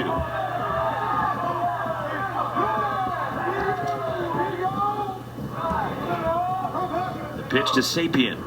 There's a ball fought off. We'll do it again.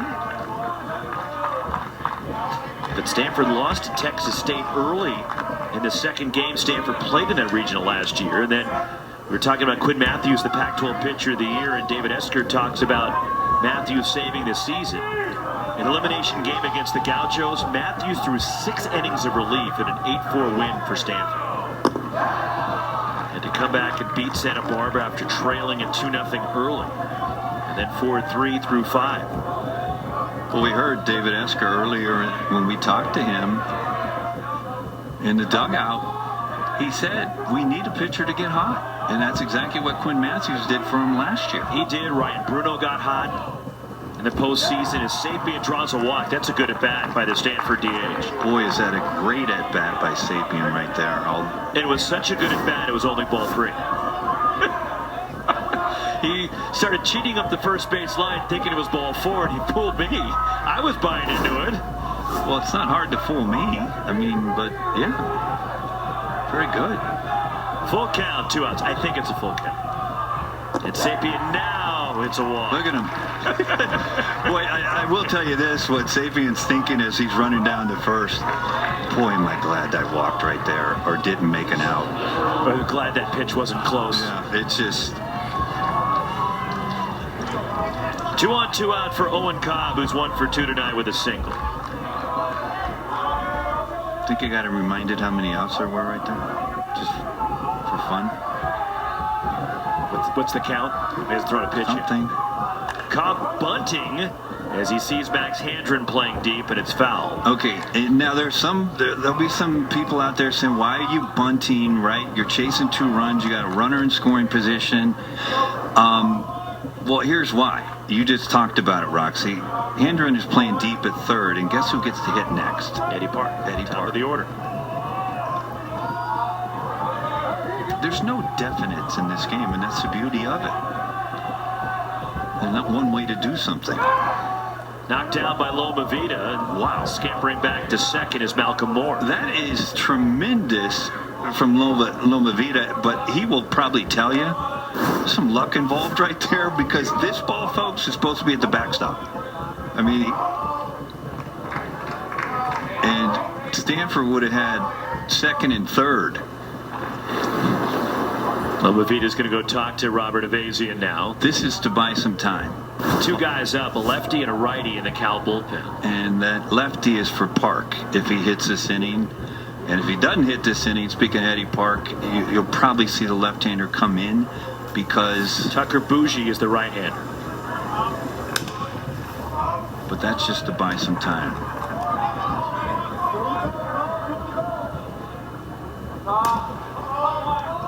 One ball, one strike on Owen Cobb.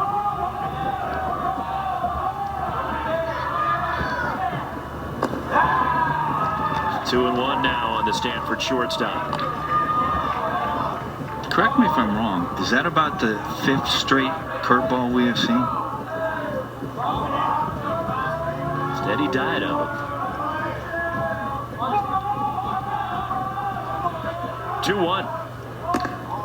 Again, Cobb seeing how deep Hendren's playing, but Avazian missing with a fastball. It almost looks to me that right there by Cobb, I don't think he had any intention to bunt, but he had no intention to swing. Malcolm Moore at second, Jake Sapien at first.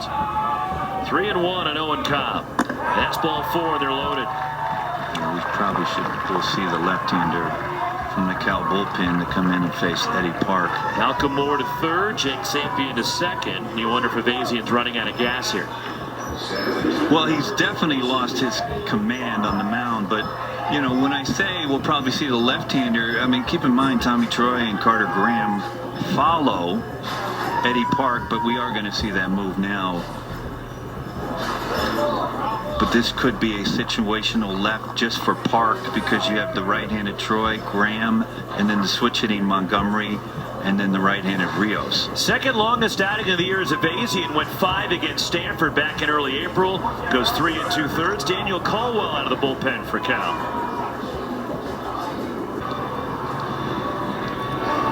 Stanford's low to the bases here with 2 down to the 6th. The run in on the RBI single from Malcolm Moore. And Eddie Park will be the batter, left-handed hitter, as you look at Avazian, who went 3 2/3 tonight. Really good job. Yeah. Second longest outing of the season, the freshman, with a solid final outing to his year to give him some confidence like we saw from Galan last night. And it's the lefty Daniel Caldwell, the senior, the transfer from UCLA, the grad transfer, and will take over here for Cal with the bases full to face the left-handed batting Park. Well, when you see that ERA, as we've seen, it's pretty consistent. Well, you take a look at innings, but then you look at walks, and command's been an issue. So you're talking about throwing strikes in the wrong places in the strike zone and inability to be consistent throwing strikes. And I think this situation right here is exactly that.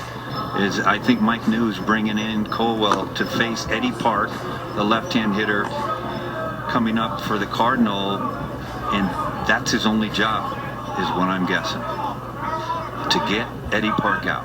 Caldwell worked here last night, and he faced one batter and got a fly out from Jacob Walsh. It was a sac fly. Eddie Park 0 for 3, a couple of ground outs and a line out for the Stanford center fielder, and he takes ball 1 from Caldwell, who started this year off strong. Caldwell got off to a really good start, but then kind of hit a little bit of a wall as the season went on. Had a good appearance in this tournament last year against Cal, as that one skips off the glove of Crawford into center. 1 run is in. Here comes Jake Sapien, and Stanford has tied the game. Eddie Park right back up the middle. 5-5 in the 6th.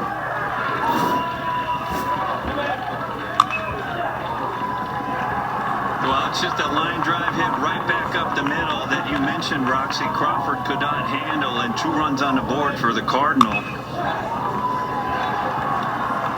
But I tell you what, if you take a look at Owen Cobb right there, you see him right there. He rounds second base. And Rodney Green Jr. has a decision to make right there. Does he throw behind, as you're going to get a trip out to the mound there, but does he throw behind to get Cobb at second base, who rounded second base about 25 feet off the bag? I mean, if you take a look at Cobb when he rounds that base, he's like, oh boy, I'm in no man's land here. So one batter that Colwell faces, he'll get lifted. And a right-hander out of the bullpen for Cal, Tucker Bougie, comes in as the sophomore for Mill Valley. Stanford has rallied and tied the game here in the 6th.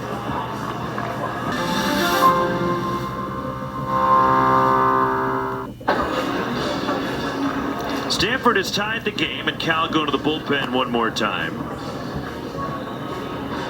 And they've ruled an error on Carson Crawford, the Cal shortstop. Well, take a look at Owen Cobb, who's running from first, and you'll see him as he rounds second base. And now this is Green Jr.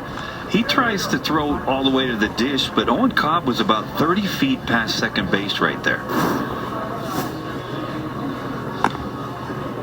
Ball hit sharply by Park. So by ruling that an error, no RBIs, as there's the numbers for Tucker Bougie. 4th Cal pitcher of the night. Robert Evazian started this inning, Daniel Colwell, and now Bougie. And Tommy Troy will be the 8th batter of this top of the 6th inning, as Stanford from 5-2 down has scored 3 times. And they're threatening for more with Owen Cobb at second, Eddie Park at first base. Well, those were the fireworks, but I mean, those happened in game 1 today, didn't they? Arizona game 1. It was too early for fireworks when Arizona played. Well, I understand. Nobody saw them, though. How do you know they weren't being shot off in the morning? You just couldn't see them. They're off in the distance now. We can see them. I can see them now. There they are. Well, off in the distance. I see them. They're not that far. I didn't know it was fireworks night. Nobody told me. You wouldn't go anyway, Roxy. I'd actually leave and use that to be able to get out because everybody else is staying to watch. You would not. Yeah, that's true, you would. Viewed foul by Tommy Troy is 0 for 2. He struck out twice and been hit by a pitch. That is true. You'll do anything to miss traffic. He is my chauffeur to the yard, and he was very frustrated because ASU was having their graduation, and he couldn't stand that traffic.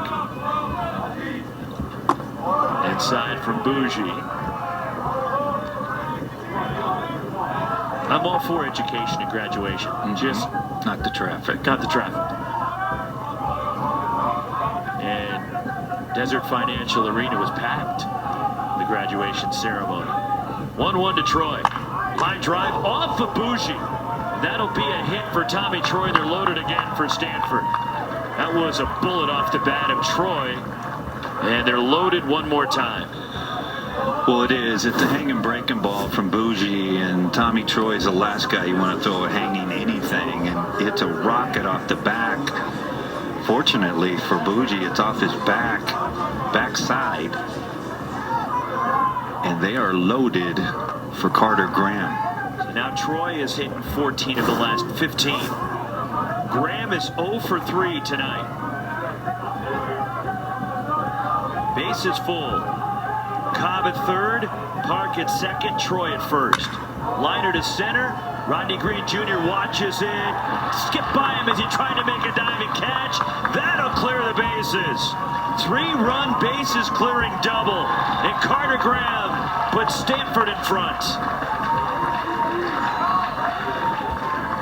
This is exactly what they have done the entire year. Just pass it off to the next guy, hit and hit. And you see Rodney Green Jr., I don't know if he's hurt. I I'm sure there's some frustration in there because as an outfielder, the line drive is the toughest ball to catch for an outfielder.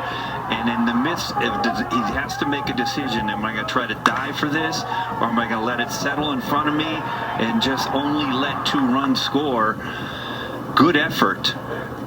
Unfortunately for the Bears, he was unable to come up with it, and it looks like he might have been tweaked up out there just a little bit.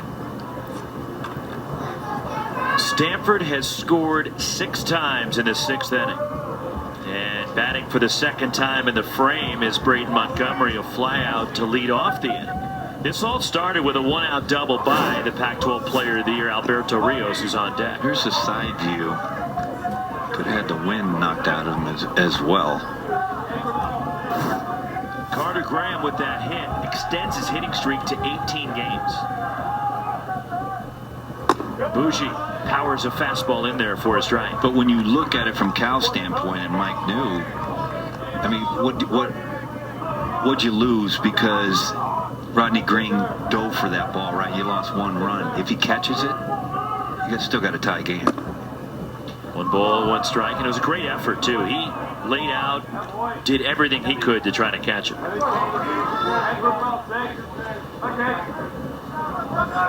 And you can see him messing around with his right hand. 1-1 on Montgomery. 0 for 3 tonight, a couple of ground outs and a fly out. Braden Montgomery, the batter, who was a sophomore, so he's not draft eligible this year. Braden Montgomery will go right near the top of next year's draft. And he pitches. 1-1. Strike to Montgomery. A ball and 2 strikes now the count. But the error has helped Stanford here in the 6th. And a team like this, with the way they can swing it, you cannot give the Cardinal extra outs. You just can't do it. And unfortunately, that has been an all too familiar theme for Cal this year. Well, we saw it last night, right? We saw it last night in the 8th inning against Oregon. When there was an error, frankly, there could have been 2 errors given to Cal at the bottom of the 8th last night. Could have been, and they've committed 2 errors in this one. Fouled off at the plate by Montgomery. And at times, Cal's been able to out-hit their mistakes, like they did in Seattle against Washington last weekend when they were hitting home runs left and right, including 6 in the regular season finale. But to your point, when you face a hitting team like a Stanford, right, and/or in Arizona, extra outs, deadly. 2-2. Full count on Montgomery. Rios would be next.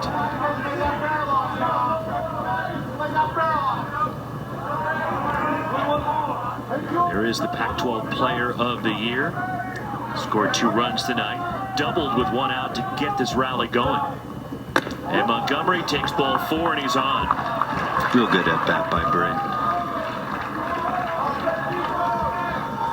And now Alberto Rios coming up for Stanford. So with that double earlier, Rios extending his hitting streak to 15 games. 2 on, 2 out for Rios. 11th Stanford hitter in this top of the 6th. And it's fouled off over into the Cal dugout. That is a hanging breaking ball from Bougie right here, and a real good swing from Rios. Now we can hear the fireworks, Ruggs. Are they getting closer? I It can't must be the see grand them. finale. That's why. Catches the corner. 0-2 on Alberto Rios. And this is where Rios normally will shorten up a little bit and try to put the ball in play. And because his hands are so good and he's so strong, he's able to do so much damage with 2 strikes.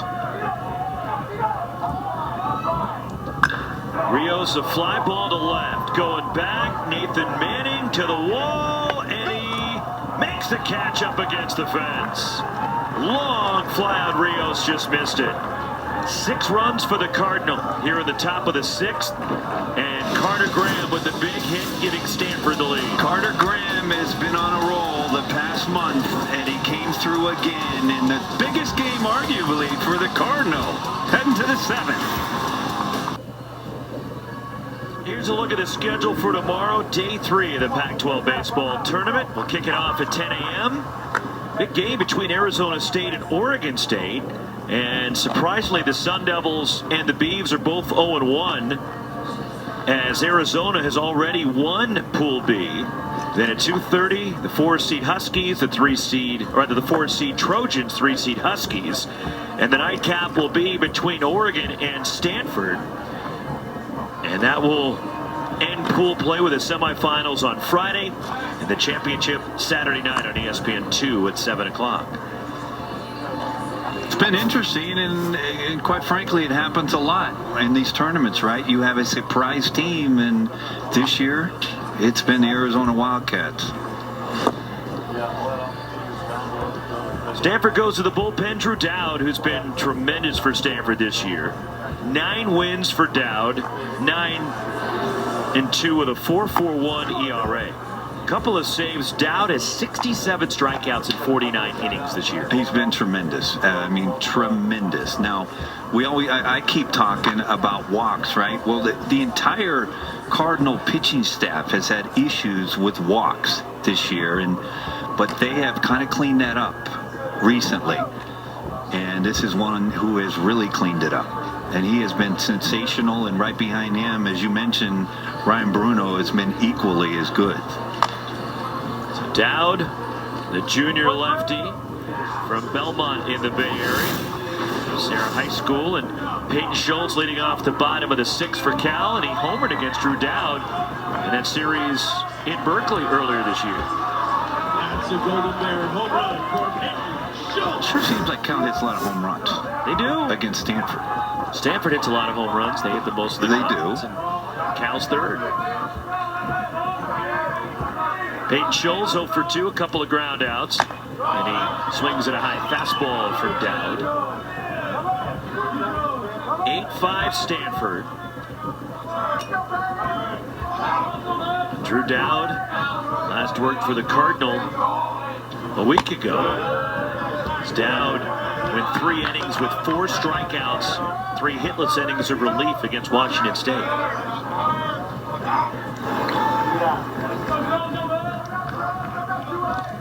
Stanford, who was down 4-1, as Peyton Schultz hits it over shortstop. And he is on to start the bottom of the 6th. And with that hit, Schultz reaches and he snaps an 0 for 16. It's a breaking ball. Schultz is a little bit out in front, but he keeps his bat in the zone long enough to lead off the inning with a hit. And it's a big, big hit for Cal to come right back and put something on the board. Doesn't matter, you don't want to tie it up right here, but at minimum, put something on the board. Dom Soto 0 for 2.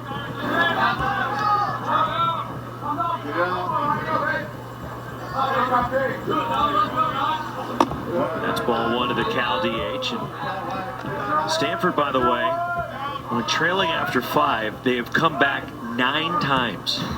9 times this year in 1 ball games.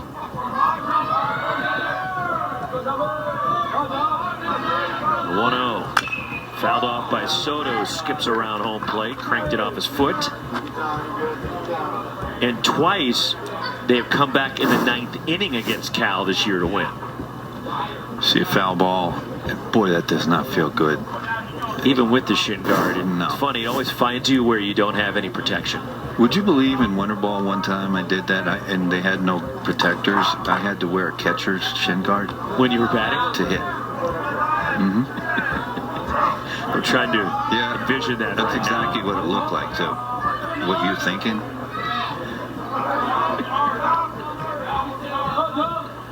1-1 on Soto. Scholes the runner at first. On the ground is second. Drew Bowser has one play, and then he can't even handle it, and has no play.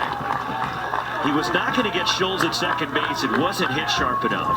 And then ball, West seemed to have some weird side spin action. But wasn't hit hard by Soto. And I think, to your point, Rox, this ball was spinning a little bit weird. That said, I'm sure Drew will tell you should have just made that play. But Drew set up his body to go to second.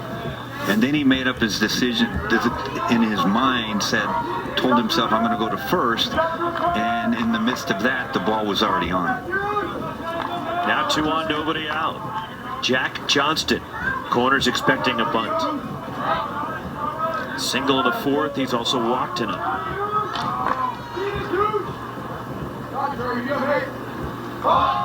Bunted toward third. Tommy Troy throws out Johnston, and the runners advance.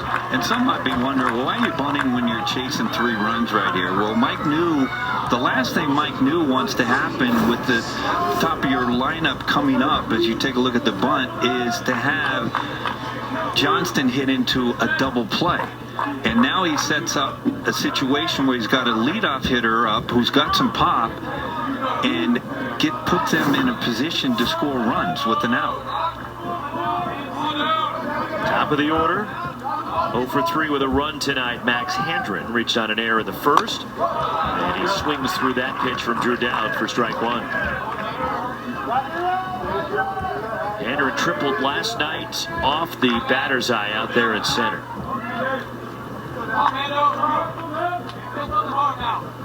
Hot hitter in May, Max Handren has really come on at the end of the year. As Handren, JC transfer in the month of May. Here's the triple we were talking about last night. Now, first pitch of the game. It was, and here there's a lot of yards where if you hit that batter's eye, it's a home run, but not here. It needs to clear the entire thing. Dowd just missing. The Handren in May hitting .383. 6 of his 9 home runs, and he's driven in 12 in the month of May. And he raised the average from 220 to 270 right now. There's that batter's eye. You have to clear it for a home run. Last year, Braden Montgomery did. Handren fooled. It's a good fastball by Dowd, but you also saw that clock on the batter's eye out there. That's a hitter's clock, pitcher's clock. 20-second countdown clock. There's clocks everywhere. I've seen the yards.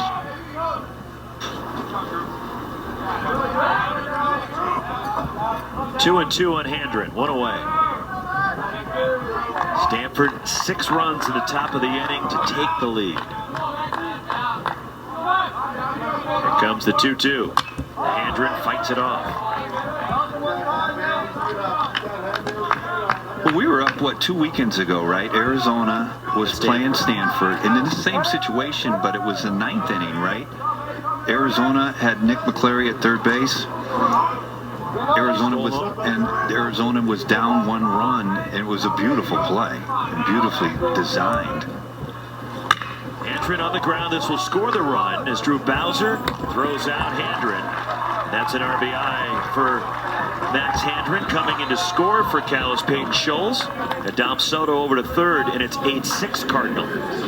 But just to continue with the story and the situation, the Cardinals were up 1 run. Nick McClary's at third base, but Chase Davis was at the plate. And so Stanford had a shift on Chase, and they had Tommy Troy literally playing shortstop. So Nick McClary, because of the left-hand pitcher Drew Dowd was on the mound, literally had a lead to start of 20 feet. And the minute Dowd started to go up to set, Nick McClary just took off for the dish and stole home for the 2nd time, by the way, this year. Boy, is he a heady player, isn't he? Pac-12 Defensive Player of the Year came up big for the Wildcats today, and yesterday too. He did. He set the tone right off the get-go yesterday for the Cats. Well, and today he extended that inning in the bottom of the 9th with that 2-strike hit to right field to put Bingham to third to set up the Cats in 1st and 3rd. He's been in, quite frankly, he's been in, when something good happens for the Cats, it seems like he's in the middle of it all the time. Caleb Lomavita swung the bat well tonight. A couple of doubles and narrowly missed a home run in the fourth. On a deep fly to left. And he waves at that one as Alberto Rios, and that fly ball was up against the wall. Made the catch. 3 times in this Pac-12 tournament that Caleb Lomavita has hit one to the wall for an out.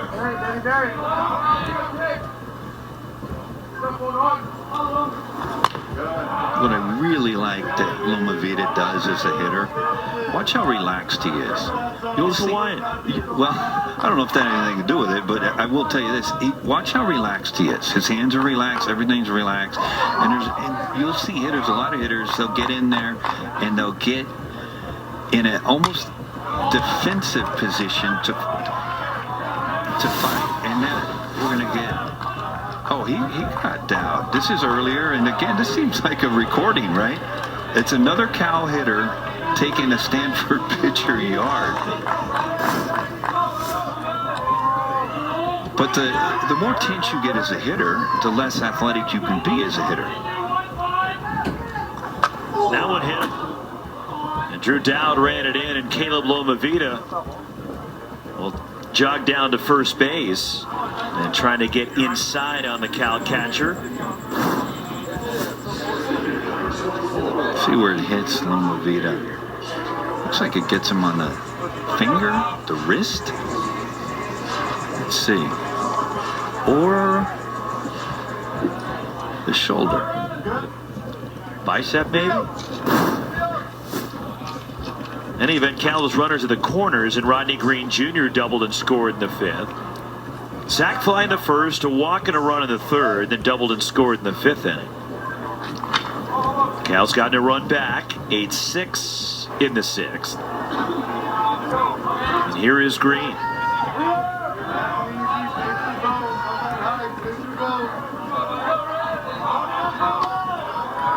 Stanford the overshift on defensively.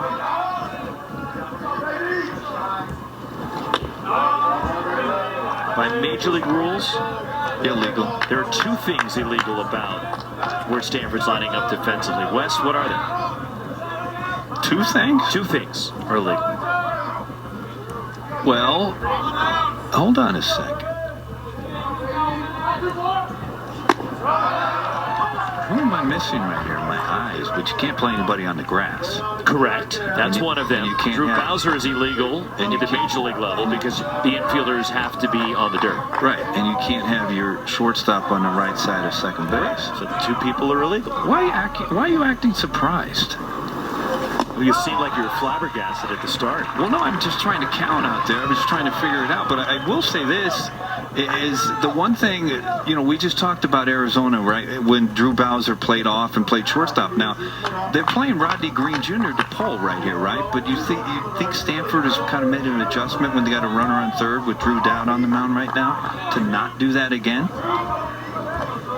I mean, you learn in this game every day, something. Dom Soto at third, Caleb Lomavita at first. Dowd's 1-2. And that's down and away to Rodney Green Jr. 2 balls, 2 strikes. Now in this situation, Cal is down 2 runs, but if you put Tommy Troy at shortstop right now, Soto can walk halfway down the line. So any ball in the dirt, you score.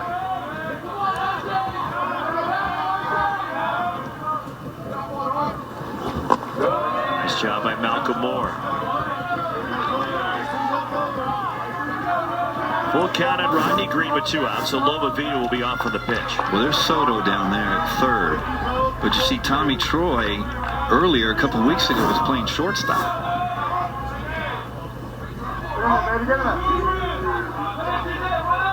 Now Carter Graham backs up behind the runner at first, and Green lines it to right. And Braden Montgomery makes a nice catch. Some indecision about how to go after it, but he made the play, nearly going into a slide, and a bullet off the bat of Green for an out. Cal gets a run back. Braden Montgomery, I got it. I got it.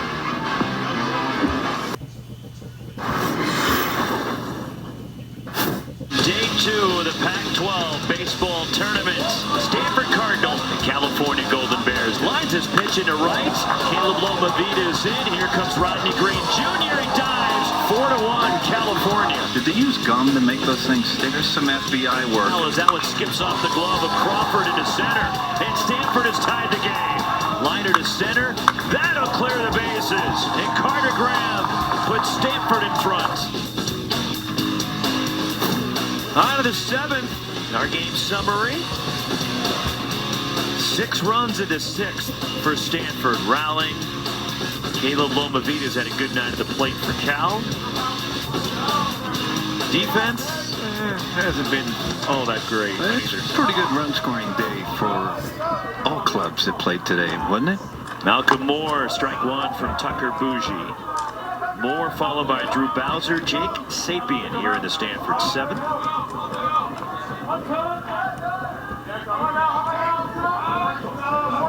A wild ball game to start the day. You got to give it to UCLA. And Absolutely. they knew it was their last game of the year coming in, like Cal does tonight, and they're battling Stanford. But John Savage's team down Kyle Karros, who was injured yesterday.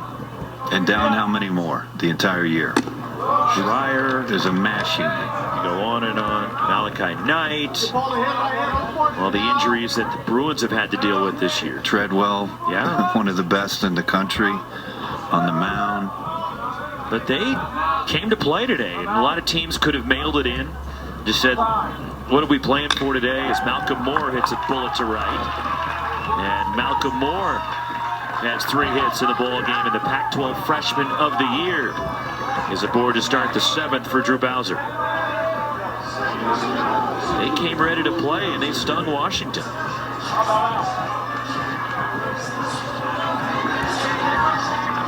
And the Huskies will play USC tomorrow, and So what's the USC scenario? wins, they win that pool. So Arizona is Just just already in the waiting. semis. They're just wait. They're going to play on Friday, Yes. and it's just unknown if they're going to play the early game or the late game. Correct.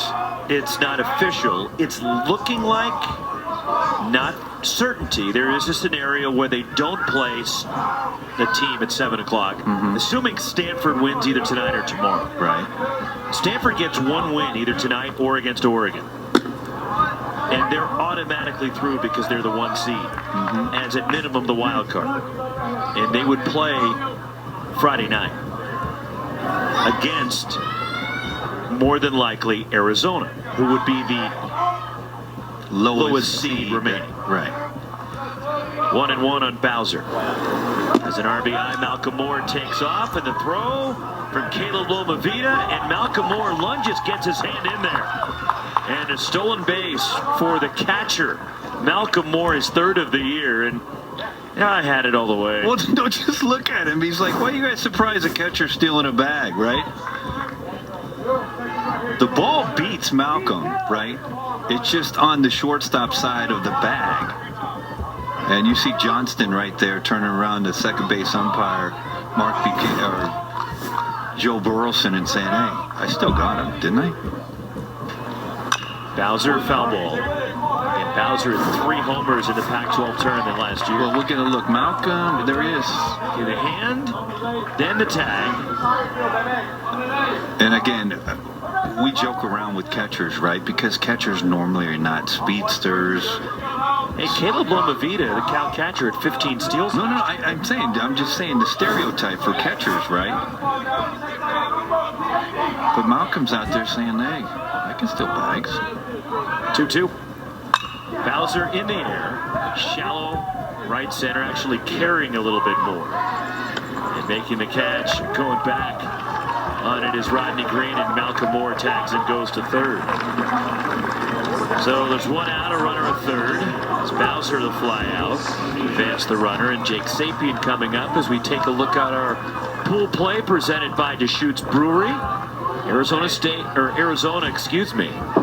winning Pool B. Arizona State plays Oregon State tomorrow. Pool C, USC right now in the lead. And then Oregon, with their win last night, they'll play Stanford tomorrow night. Cal pulls the infield up for Jake Sapien.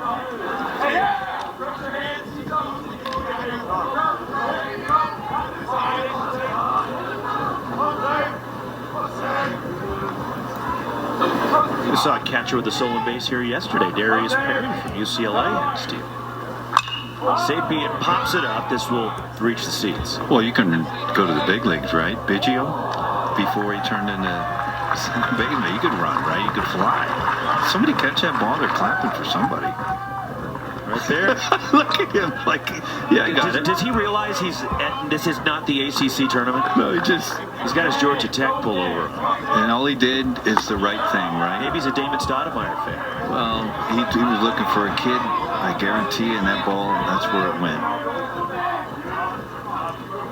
It is the biggest joy I've ever gotten playing baseball, is being able to make a child happy, giving him a baseball. Sapien chasing a high fastball. 2 outs. Here we go. Here's the catch by the fan. Just one-hands it. And what's ever in the right hand, that is phone. He didn't drop it. Didn't budge. One-handed. I mean, and immediately looking for a fan. He's looking for a kid. There he is, pointing. This is for you. Owen Cobb bounces one to short. Carson Crawford throws to first. The stretch by Peyton Schultz for the out. Side retired, a runner stranded. Time to stand and stretch. We're headed to the bottom of the 7th. Stanford up 8-6. Pac-12 champs in action. First game of the tournament. Stanford, the last team to debut. And the top seed leading after a 6-run 6th over the 9-seed Cal Bears, their Bay Area rivals. 8-6 Cardinal. As the Golden Bears have the middle third of the order in the home 7th. Kane Kretschmar, Carson Crawford, Nathan Manning against Drew Dowd. Obviously, Kretschmar. Excuse me, Rockfield. Obviously, this is the best time in college baseball, right? The last week, because of all the projections and the committee, and we'll pick 64 teams on Monday to be a part of 16 regionals. Each regional will have 4 clubs that play and 4 schools that play, but every day it's exciting, right? Because D1 Baseball, we've talked about the great publication. It's basically the Bible, as you call it, Roxy, of college baseball. But every day after results this week, there's new projections. And we talked earlier where D1 Baseball and all the experts had projected the Cardinal to be prior to tonight, which was a top 8 national seed. Assuming this score holds,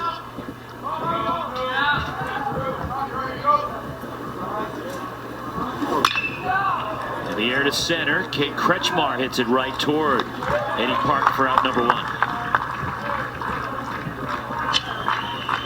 and then we talked about the comeback wins for Stanford. This is how they do when they have a lead late.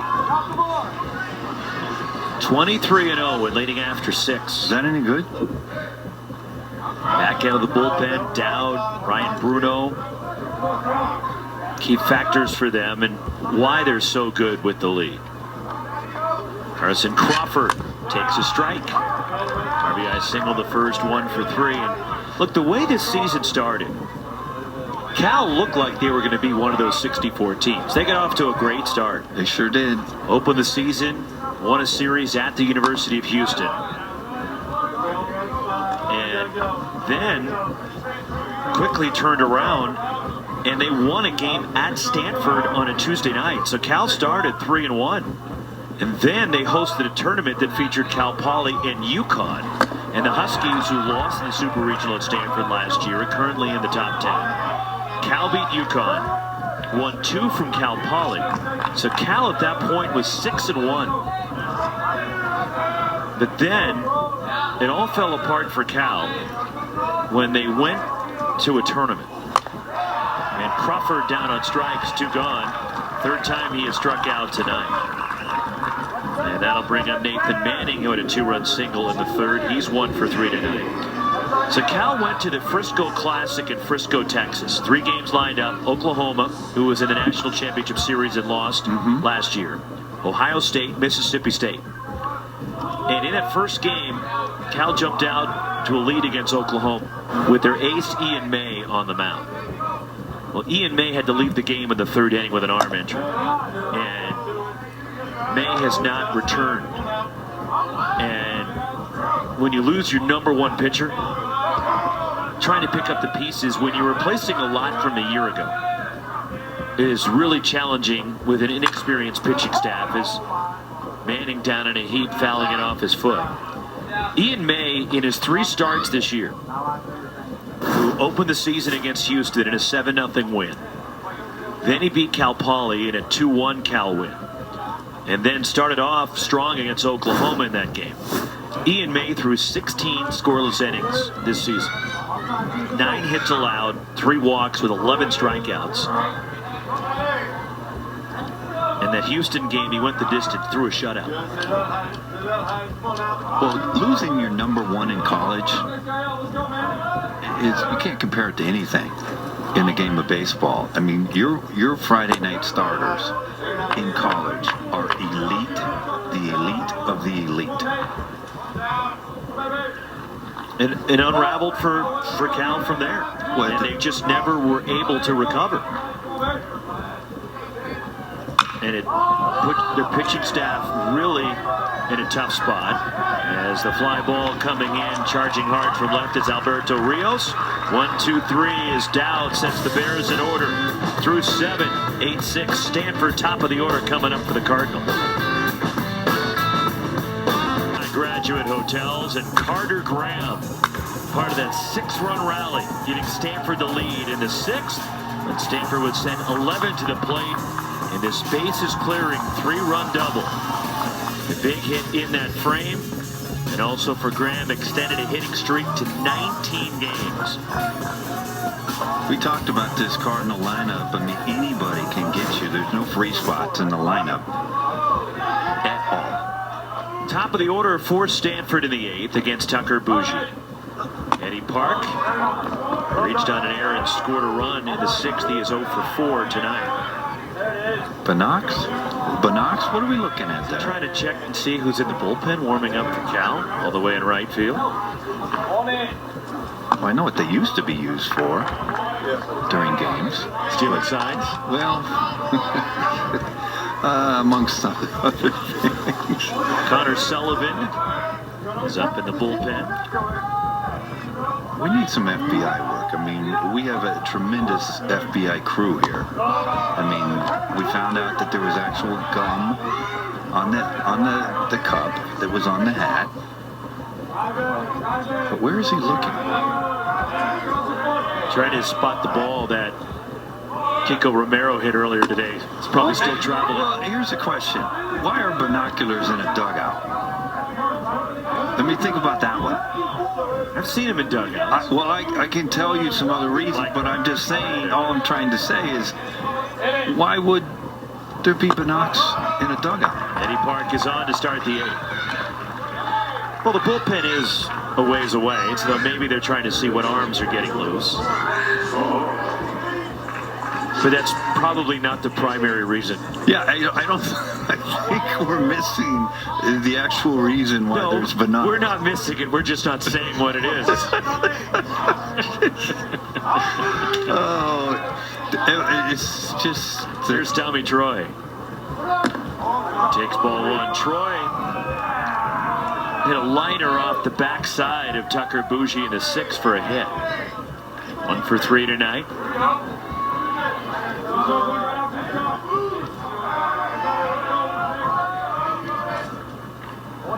Think they're watching us on the app? Well, they're lucky they can't see me. I can tell you that. Is it bad when somebody says you have a radio face? Yes, Wes, it is. Well, I'm sorry you get told that often. I really do. And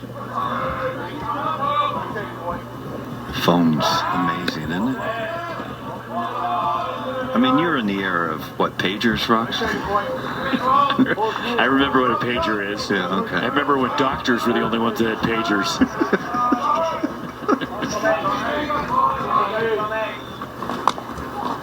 Strike called. It squirts away from Loma Vita, but anchored at first is Park. Don't you think it is amazing that when you go through an airport now, right? I mean, you know, you used to, there was a time, folks, believe it or not, when actually people's heads were up and you actually saw who was around you.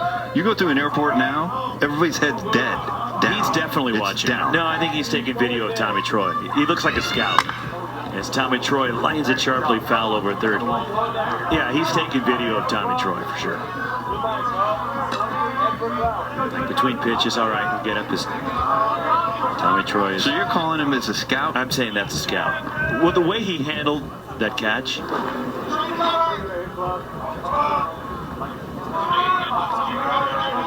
See?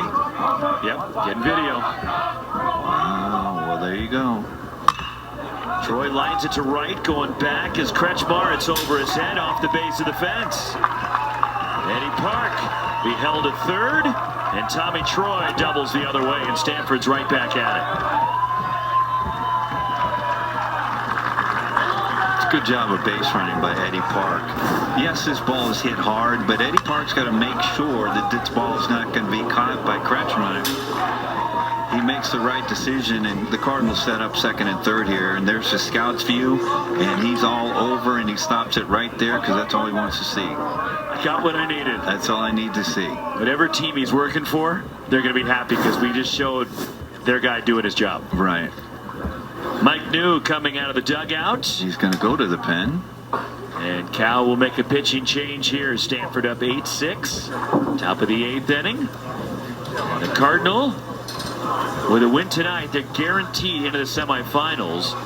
And coming out of the bullpen for the Cal Bears, they summon right-hander Vaughn Moderer coming out of the pen for Cal. She's not taking video for a major league team. IG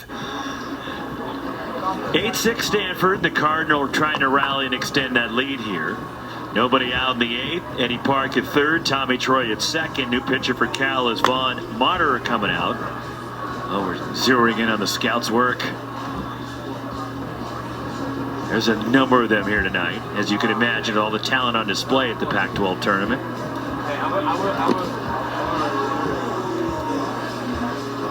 Well, the draft's not too far away. Yeah, about a month away. A little bit more than a month because it's right around the All-Star game, which will be in Seattle. Of course, they shortened it, Rox. That's not a scout. I'm convinced. New pitcher is Vaughn Moderer, senior from San Rafael, and Marin Catholic High School in the North Bay, and produced a former great Cal quarterback. Go ahead. Any guesses? No. Currently in the NFL. Aaron Rodgers? No. Gee, you looked at me like I was surprised that I knew that. Well, okay. Really? Oh, hold on. I know who this is. Okay. No, this would Vaughn is a good name for Cal baseball. This would be Goff. Correct. Jared Goff went to Marin Catholic. Andrew Vaughn did not, but he's also from the North Bay. Boy, Golden Spikes Award winner with the Chicago White Sox now. What a talent and what a hitter he was. My goodness gracious. Just a great guy, period, Andrew Vaughn. Happy for his success. Cal pulls the infield in. Carter Graham fouls off the first pitch from Vaughn Moderer.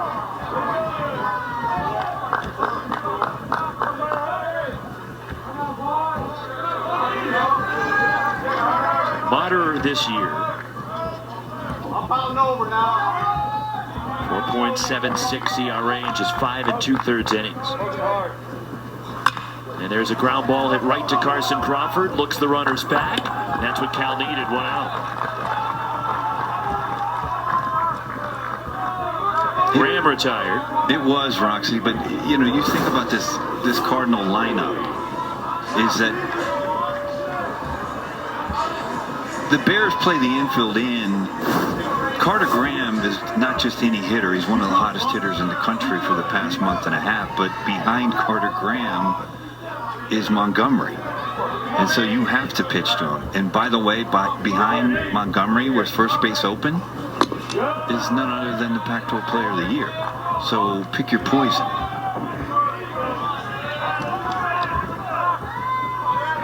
So we mentioned Jared Goff. You know his dad, Jerry Goff, played baseball at Cal. No, I didn't. Played the big leagues, catcher. You know about Cal. I don't. For some reason. Well, you should educate yourself on the number one public university in the world. Well, for some reason you like Cal, okay? Don't know why. I don't understand all the decals all over everything that you wear. I have no idea. That's not true. In the air, coming in, Nathan Manning will have to play it on a bounce, trotting home from third, Eddie Park. Stopping at third is Tommy Troy. And a bloop hit to left, and Braden Montgomery with an RBI and a 3-run lead again for the Cardinal. And Montgomery with that hit now has a 10-game hitting streak. Well, that's a tough play for Nathan Manning in left field, because when somebody like Montgomery hits a ball up in the air, your initial reaction as an outfielder is to freeze and or take a step back because you think it's something deep. Unfortunately for Manning, Montgomery hit this ball off the end of the bat and just dunks it in front of him. And runners at the corners for Rios. Doubled in that 6-run 6th inning. He scored 2 runs tonight. And that hit, although the average is dipped below 400 for Rios. 16-game hitting streak now for Alberto Rios.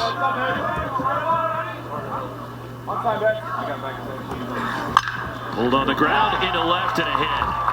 Here comes Tommy Troy home, stopping at second Montgomery, and Alberto Rios a 2-hit night. 10-6 Cardinal. just so good. It's a hanging breaking ball, and his swing is so short and makes him such an efficient hitter. We saw him with 2 strikes on his last at-bat on an 0-2 count. What's he do? He almost leaves the yard to left. But his swing is so short, hands are so quick. Here's Malcolm Moore, 3-hit night for the Pac-12 Freshman of the Year. Fouls that pitch away for Moderer. Well, you know one thing. This is the 3rd game today. In the first game, double digits won that game. Second game, UCLA, double digits won that game. And right now, double digits is going to win this game. We just don't know who yet.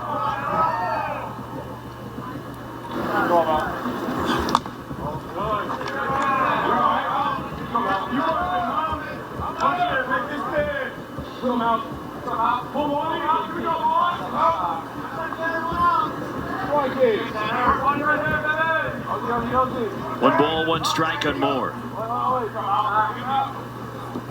Stanford trailed 4-1. Now they lead at 10-6. 1-2 the count. Moderer with 2 on and 1 out. 2 runs in this inning, charged to Bougie. And there's a liner back up the middle, a 4-hit game for Malcolm Moore. Rain Montgomery had to hold to make sure it got through, and they're loaded again for the Cardinal. Just another hanging breaking ball, and Moore doesn't miss this either. But when you look at this barrage of hits by the Cardinal, it's been from the left field line to the right field line. They hit the ball all over the yard, very, very similar to the Arizona Wildcats. Top 2 offenses in the country, or in the conference, but and quite frankly in the country as well. But you get a trip out to the mound, but that's how you end up being good hitting clubs, right?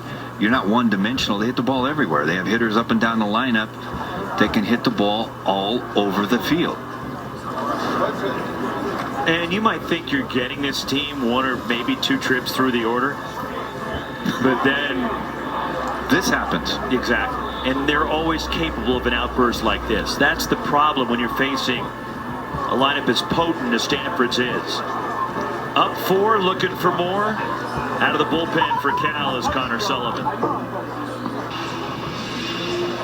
So Drew Bowser will get a chance here against Connor Sullivan. Bases loaded, 1 out, top of the 8th. 2 more in for Stanford to lead 10-6. And Bowser, no stranger, facing Connor Sullivan as Bowser took him out in Berkeley. And that 3-game sweep the Cardinal had over the East Bay. Drew Bowser, a couple of weeks ago against Arizona, hit a grand slam at Sunken Diamond. There was a lot of runs in that game, wasn't there? 41 numbers total for Sullivan on the year.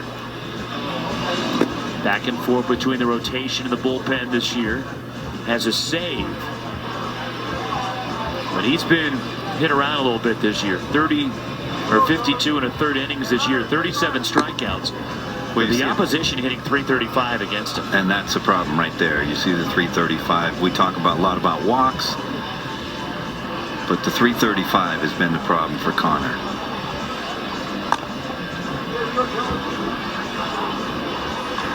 Yeah, I think he's well over the musical chairs. Well, now he's in his age group, okay? I told you. I mean, you keep ignoring that he was competing against somebody that was much older. Wasn't fair. He knew it. 1 out, bases full for Bowser.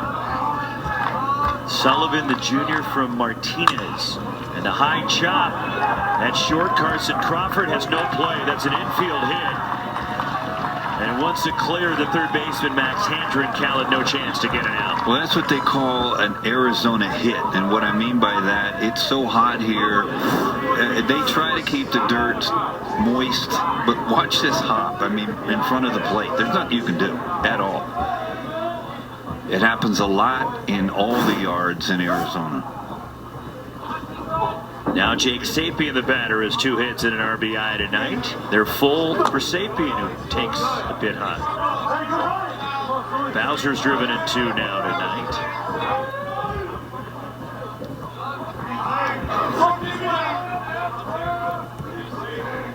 Eighth batter of this 8th inning for Stanford. And Sullivan gets a strike.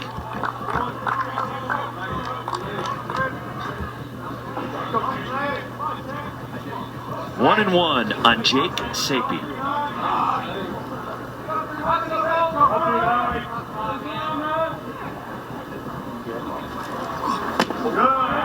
Good breaking pitch right there. So with a win, Stanford will automatically advance to the semis. They still have to play Oregon tomorrow night. As far as the tournament goes, this tournament, that if Stanford wins this game, that result has no bearing on Stanford moving on. They're automatically through as the 1 seed with a win, with 1 win in pool play. Do you like that, Ron? I understand why the rule is there, and why I understand the new format. And this format heavily favors the regular season, which I get. That you're placing the emphasis on how you finished, and there it alters the way the conference tournament plays out for you. And a bases clearing or bases loaded walk, and that'll force in a run as Alberto Rios scores in its 12-6 Cardinal, and Owen Cobb will be the batter with the bases loaded and 1 out. Well, and conversely, Roxy, on the other side, if you win the Pac-12 tournament, you've earned it.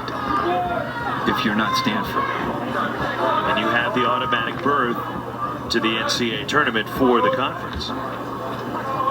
As the conference tournament champions. Owen Cobb is 1 for 3 with a run tonight. And a breaking ball that got away from Sullivan. Well, speaking of the conference, Roxy, how many clubs do you have in the postseason right now? If you're the committee, and on Sunday night, they're talking every night, but they'll meet on Sunday night. How many do you have in from the Pac? I think 5 are comfortably in right now. And they are? Stanford, Washington, Oregon State, Oregon, and USC. Okay. I think Arizona's right there knocking on the door with that win earlier today. Well, I think Arizona put themselves in the bubble discussion already. And you could argue, because their RPI is at 47 right now. And if you're wondering, folks, the Arizona Wildcats had 12 wins in the conference. But because postseason in the tournament, those wins are counted. The committee counts those aggregate, right? And so now they have 14 in Pac-12 play.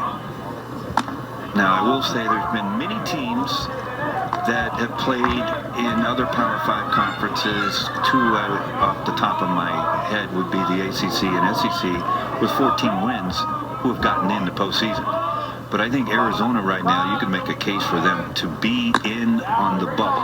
And Sullivan's walked in another run. Trotting home is Malcolm Moore. And it's station to station right now without swinging the bat for Stanford, and the Cardinal now lead 13-6. And there you look at the RPIs, the up-to-the-minute RPIs. Right. Now, you know, sticking with Arizona's case right now, if they win another game here, Roxy, I think that bubble part is over, in my opinion. That they're in. That they're in. You say what? I think they get one more win, they're in. Yeah, I'm with you. I mean, keep in mind, this is an Arizona club that beat Tennessee early this year, right? And they went through a stretch in the Pac where they lost 10 straight. Eddie Park, the batter. And they fought out of that. Second time Stanford is batted around in this game. They sent 11 to the plate in the 6-run sixth, and they have scored 5 here in the 8th. Now, hosting, I think, in my opinion, Oregon State should be a host. Eddie Park out toward left center field. Hustling over is Nathan Manning, and he makes the catch on the move. Tag in from third. Here comes Eddie Park. Or rather, here comes Drew Bowser. And Bowser scores on the Park sac fly, and it's 14-6 Cardinal. It's a good job by Eddie. Some situational hitting, but I really do think that Oregon State should be a host. They had 18 wins in the Pac. And if you finish second in a conference like the Pac-12, don't you think you should get a host? Especially when you perform like they did. And again, we know the RPI is no friend to the West Coast. No. But at the same time, if the committee, people want to use the RPI against the West Coast, you have to also use it for it. And a team like Arizona is a good example of that. That is the whole thing, because obviously when you're going to pick, there's 64 teams that get in, you want to have an RPI below 60. But to your point, Roxy, if you're going to talk about all the other conferences when their RPIs are 30s and 35s and 40s, and yeah, they're in easy. But on the West Coast, it's much, much tougher to get a high RPI. We don't have a lot of schools out here, D1 schools, that you can play midweek games. If you're in the Midwest and the South, there's tons of schools, D1 schools, that you can play. And a big part of getting a high RPI is going on the road and winning games on the road against D1 competition. And this conference performed well in the non-conference. David Esker's team did well.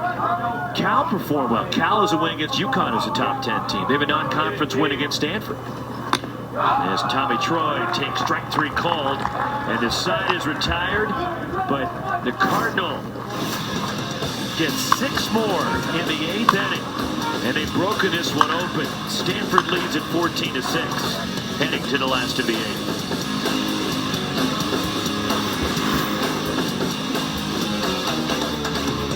Hoist the trophy. Coverage continues Thursday on Pac-12 Network. Beautiful shot of the moon. There's people up there. You know that. You ever been? Can you prove that? There's people up there somewhere. Right now? Well, you just can't see them. I mean, it's nighttime. They're sleeping. Why would you see them? I mean, isn't it really always nighttime on the moon? Well, no, because half of the moon is daylight, obviously, on the right, and then the people on the left are just sleeping. What? Yeah. It's daylight on the right? Well, it's part of the moon. I mean, the moon's not part of us. It's up there. Take a look at Torn O'Haren's numbers. His 6th. Astronomy with Wes Clements on Pac-12 After Dark. That was by appointment only. astronomy. Well, I did not take astronomy, just so you know that. Well, it reminds me of that scene in the movie Can't Buy Me Love where they're in the desert down in Arizona, filmed in Tucson. Well, again, you're talking about stuff that Patrick I'm Dempsey, oblivious to, okay? late Amanda Peterson. Again, I have no idea what you're talking about. Didn't see the movie. You never saw the movie Can't Buy Me Love? Absolutely not. It was filmed in Tucson. I didn't. You know what? I'm going to tell you a true story. I didn't even watch the Titanic until about 6 years ago. How's that? Were you in school in Arizona when they were filming Revenge of the Nerds? I don't know. I can't tell you. I was concentrating on baseball in my studies. Jerry Kindle would be very disappointed in you if you knew what was going on outside of baseball. God rest his soul. But you know what? I could tell you something about academics since you brought it up, and you're being so angry and mean to me. Torrent O'Haron missing. Bottom of the order for Cal. Peyton Scholes, Dom Soto, and Jack Johnston here in the Cal 8 facing the freshman O'Haron. I will tell you something that'll make you fall off your seat. Fouled back by Schultz. I was an academic All-American. Can you spell academic All-American? Absolutely not. I'm just telling you that I was. Okay. You've really drawn down the prestige of that award right now. Well, there's some other ones as well. Peyton Scholes out toward left center, racing over Eddie Park, and he'll get there. I told you the story with what J.K. told me about. That story is priceless. Is it? That you told me earlier. Should I save that? No, you can say it now. And you can't throw a tease like that and then not follow through with the story. Oh, boy. I don't know if I can get it through in 2 outs, but it's all true. And so what happens is I happened to get a letter from the University of Arizona after I played and said, congratulations, Wes, you've been named to the University of Arizona Sports Hall of Fame. And, of course, I was shocked, number one, and number two, I didn't even know if it was real. And then, so I picked up the phone and called, and they said, yes, you are being inducted to the Arizona Hall of Fame with the great Terry Francona. So I happened to show up that weekend, and I go to McHale, and at that time, the baseball offices were in McHale as you walk around the walkway, right? And I happened to walk in to the baseball office. And Soto down on strikes, 2 gone. And the late, great, my head coach, Jerry Kendall, was in his office, and I walked in the office, and he said, Wes, great to see you. Are you here to witness Terry Francona getting put in the Hall of Fame? And I said, Coach, well, they're actually putting me in also. And I'll never forget this. He went, Wes, are you sure? Just like that. Are you sure? And Jack Johnston flips it over short. And a blue pit for the Cal second baseman. A 2-hit night for Jack Johnston. It gets back to the top of the order and Max Handren. But he scared me like it was a mistake. Like he said, Wes, are you sure? Are you sure? And I said, Coach, I think I got the letter with me. And he goes, can I see it? So I pulled it out and gave it to him. Proof. Yeah, well, he did. And he said, well, you know what, Wes? Congratulations. And I can't tell you, what else would you guys be thinking if that happened? Ball 1 to Max Handren as an RBI tonight. Although I did hit right behind Terry in the lineup. I mean, I'm just telling you, I did. And you were his roommate. Correct. Now, did you get into the Hall of Fame that weekend? Yeah, I actually did. Something? I was actually there. Was Jerry surprised at the ceremony? Like, oh, it's actually happening. No, actually it wasn't. But it was just, it was one of those. It was just, you know. Did you have to double check with somebody after Jerry had that conversation? Again, I mean, he was still, in my mind, he was still my head coach. And you're never comfortable when your head coach is telling you to question yourself, right? And it's like, did I mess up? I mean, God bless my mom, rest her soul. She got me the money to fly back to Tucson, right? And I'm like, boy, I hope I didn't make a mistake here. Called away by Handren. But obviously J.K. thought there was a mistake. He wanted to check the ballot box again. He wanted to summon and see who actually voted to put you in. Oh my goodness gracious.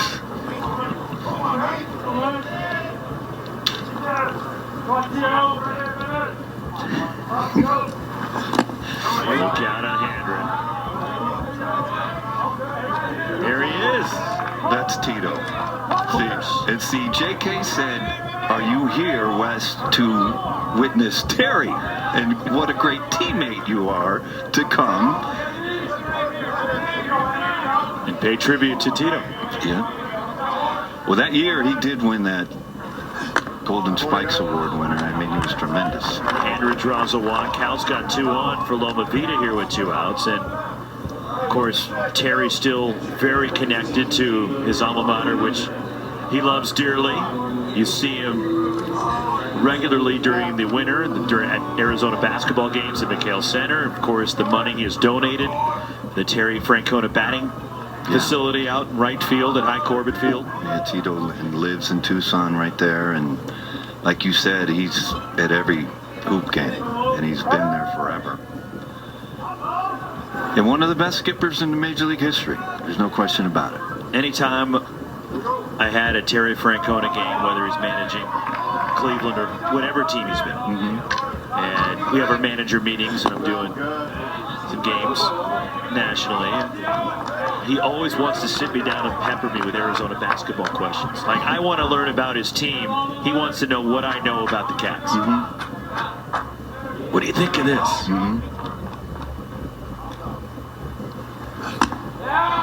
Called strike. It was a huge, huge Lute Olson. Well, we've been spoiled. We had Fred Snowden. I mean, the Fox, God rest his soul. First African-American Division I head coach. And then, as you mentioned, Lute Olson, iconic Lute Olson. Sean Miller had a great run, and now Tommy Lloyd. Caleb Loma Vita Fool tried to hold up. Speaking of the coaches, the interesting tie-ins between these two schools now, considering David Esker in the Stanford dugout, 18 years the Cal coach. The new Cal men's basketball coach is former Stanford All-American Mark Madsen. Current Stanford men's coach Jared Haas played at Cal with Jason Kidd. As Caleb Loma Vita smashes one to left, way back, gone this time. He leaves the ballpark. He hit 3 to the wall already in this Pac-12 tournament. That clears the fence. Number 16 for Caleb Loma Vita, a 3-run blast. That's why you keep swinging, kids. And you mentioned it, Roxy. I mean, we've seen him hit balls hard to the track, to the track, to the track. And this one he hits to the burn and left, and he doesn't miss this thing, and he knows it, puts his head down, and takes off running.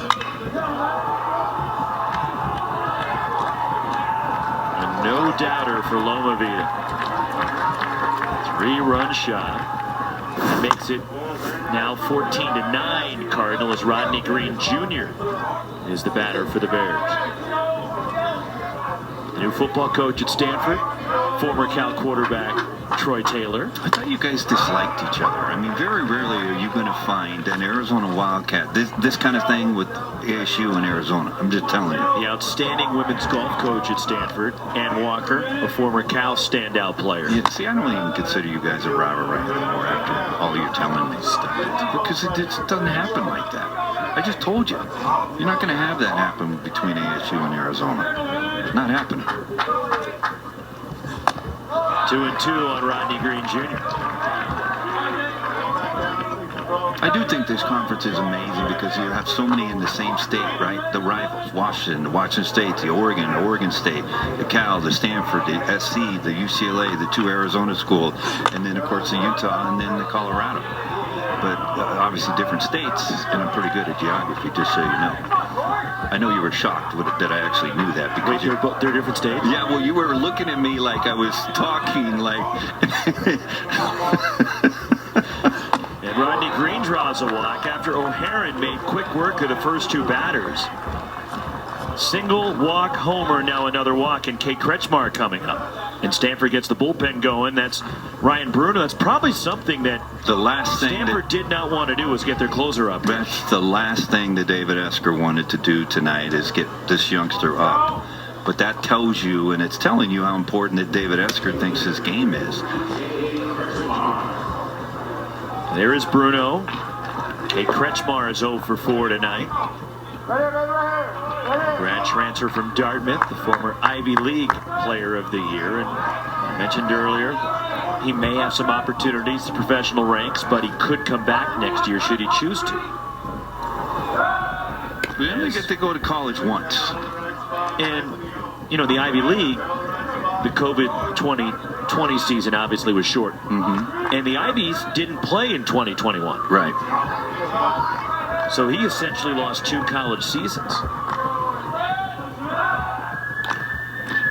This is very interesting. You get these throwovers, you know what it's for?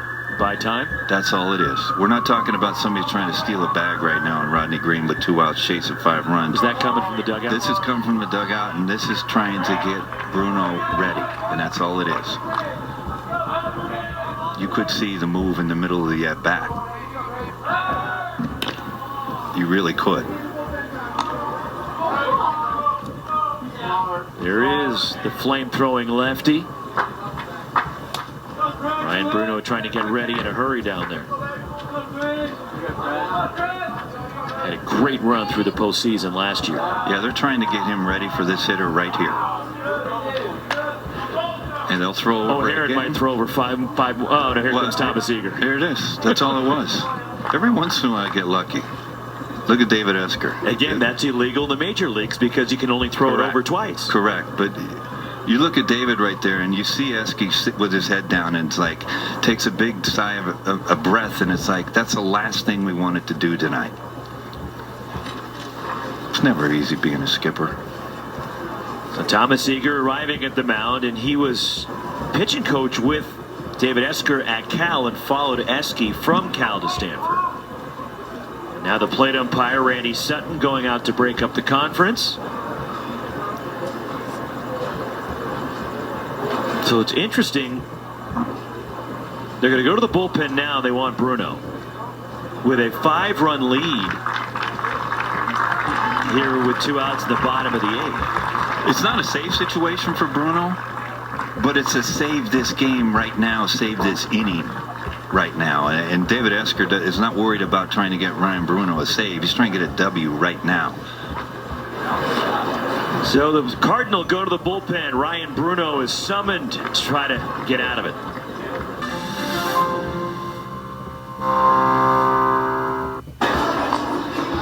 Cal trying to rally here. 14-9 Stanford, and Ryan Bruno out of the bullpen to face Kate Kretschmar. And Kate Kretschmar has had a really good season. Got off to a slow start with Cal this year, but he had some big moments, including this walk-off homer in Berkeley against ASU. He knew it. Got him. What gave you that impression? How about that bat toss? He hit that inside the track/soccer stadium next door.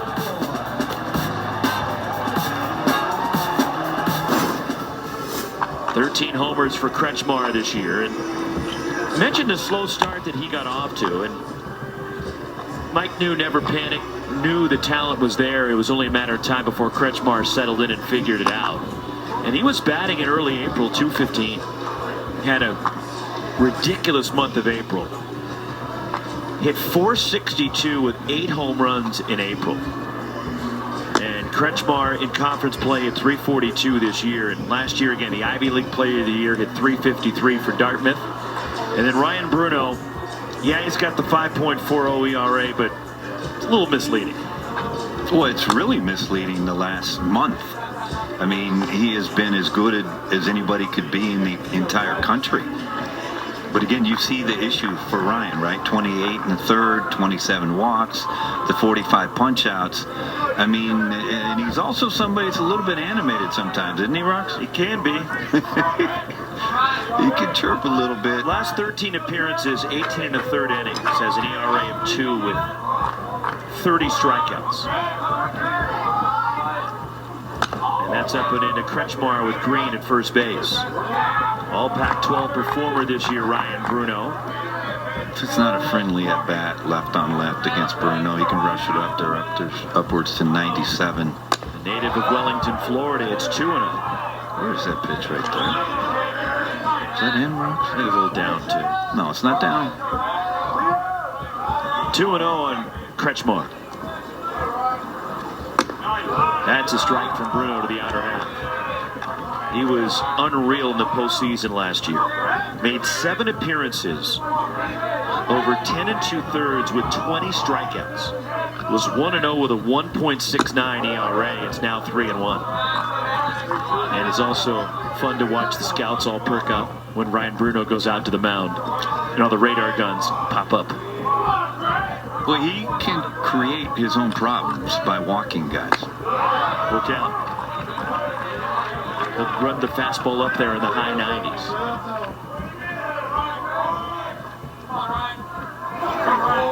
Three-run homer here in the 8th for Caleb Lomavita.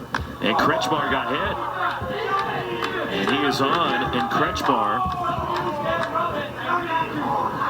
will head down to first, and Cal's got 2 on for Carson Crawford.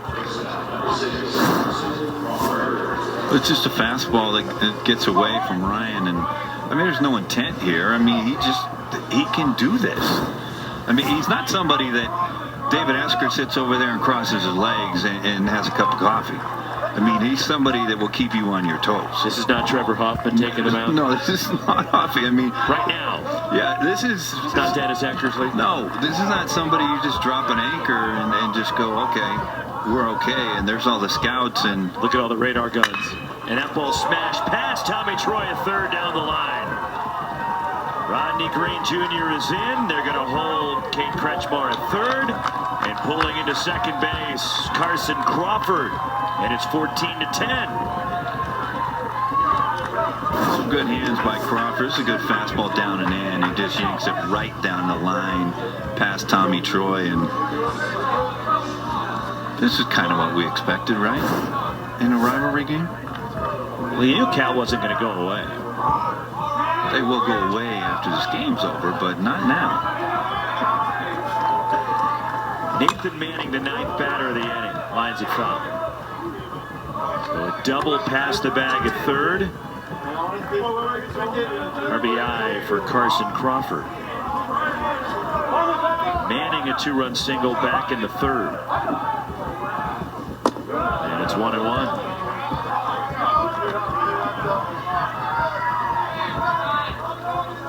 Those runs, by the way, charged to O'Haron. He's given up the 4 runs here in the inning. 2-1 on Manning. You can see Bruno right now. I mean, it appears that he's really rushing everything. He wants to hurry up stuff. I mean, this is time where a catcher and Malcolm Moore, although he's just a freshman, you just run out there and tell him to slow down a little bit. 2-2. Bruno last worked Saturday. All right, take it back. Friday against Washington State. Picked up a save in Pullman with a scoreless, hitless inning with a strikeout.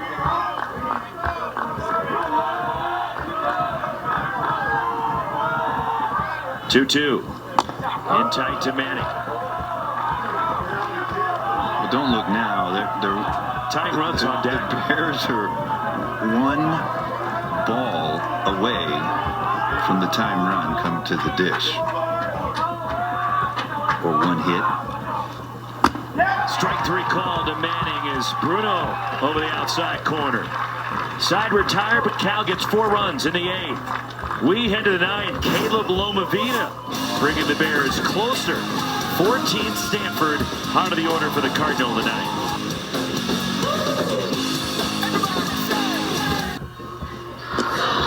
Well, Ryan Bruno's gone back down to the bullpen. Maybe to stretch out. Yeah, he's getting loose. I mean, you mentioned Rox. He hasn't thrown since Saturday and since last Friday. Or Friday. I don't think that there's any intention by David Esker to take him out of this game. Well, nobody else is throwing, so there's a new pitcher for Cal as we start the 9th and a 4-run lead for the Cardinal. It's freshman Austin Turkington taking over for the Golden Bears. Lefties are a little bit different, though. I mean, they do everything different. take a look at Turkington's numbers. 20 appearances. He's been out there a bunch. Again, we see that high number of walks per innings pitched. Opponent's average. Bay Area product Turkington from Los Gatos went to Bellarmine in the South Bay. And Stanford will have the heart of the order against the freshman. Here in the ninth, Carter Graham, Braden Montgomery, Alberto Rios. Pretty tough spot in the order for the freshman to try to navigate through. It's also a good learning situation, right? Mike New is going to put him out there and said, yep, you're going to go right through the heart of this beast of a lineup.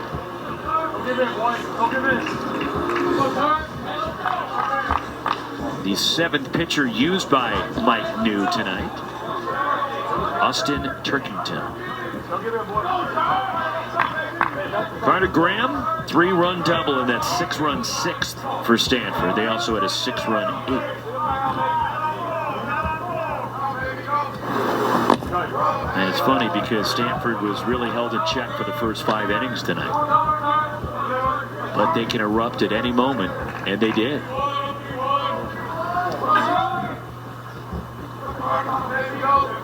Six-foot right-hander Turkington.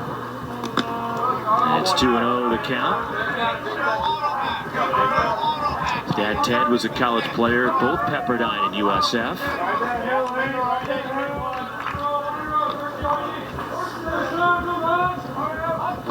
Is there a better view than Pepperdine if you're at a college? Be hard-pressed.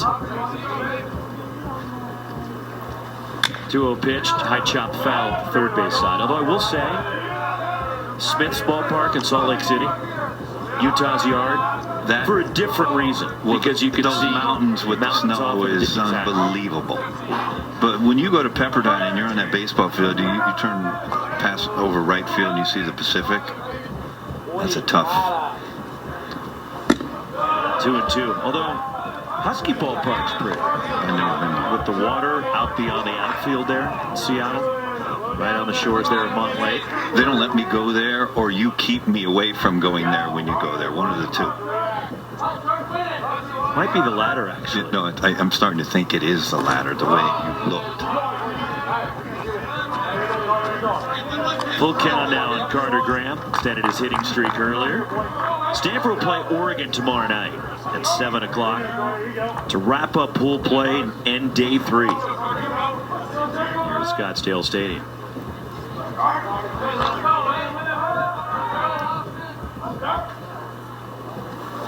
And Graham draws a walk to start the night. That is the 8th issued by Cal in this one. Well, here's Speaking of Smith's ballpark in Salt Lake City, that's what we're talking about. And I'm telling you, look at that. When the sun is out, this is one of the most beautiful views I've ever seen in a ballpark. And by the way, I mean, this is beautiful. I mean, just gorgeous. And then the hamburger place across the street, though. Oh, the Lucky 13? Oh, my goodness. Braden Montgomery. RBI single in the 8th inning. He's 1 for 4 tonight.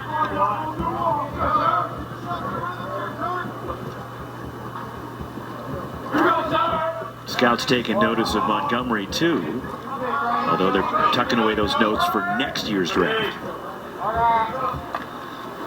Montgomery, a blast to right field, way back there. And that is gone. Braden Montgomery crushes one to right. His 15th home run. Well, it's a breaking pitch to Montgomery, and he just doesn't miss it.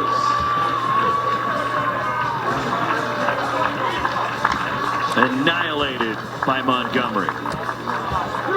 And Kiko Romero's ball might have company. Well, I didn't actually see where it ended up landing. I think Kiko's had a higher arc. You know, you see a lot of dancing, right? I mean, and there it is. There's a breaking ball, and let's see. Where does it land, Roxy? Up on the second level out there. Charlie Lodge. I was looking for a yellow line. I mean, I got conditioned to look for a yellow line. I wasn't looking for the ball. I was looking for the yellow line. Yellow line, where are you? On top of the fence. I know it went over the fence. 16-10 Cardinals. So Stanford with their first home run of the night. That gives them 99 now on the year. And for the Cardinal, this is game number 52. Just a fine young man. And when you're down on the field, you talk to him. He's just a humble individual. With all the talent. Super talented, but super humble. In other words, perfect as a baseball player. 1-1 on Alberto Rios. Out straight back. So Montgomery with that homer. He had 7 in league play. And second against Cal this year. Last year, Montgomery established a new Stanford freshman record for homers with 18. He now has 15 this year. 2-2 on Alberto Rios.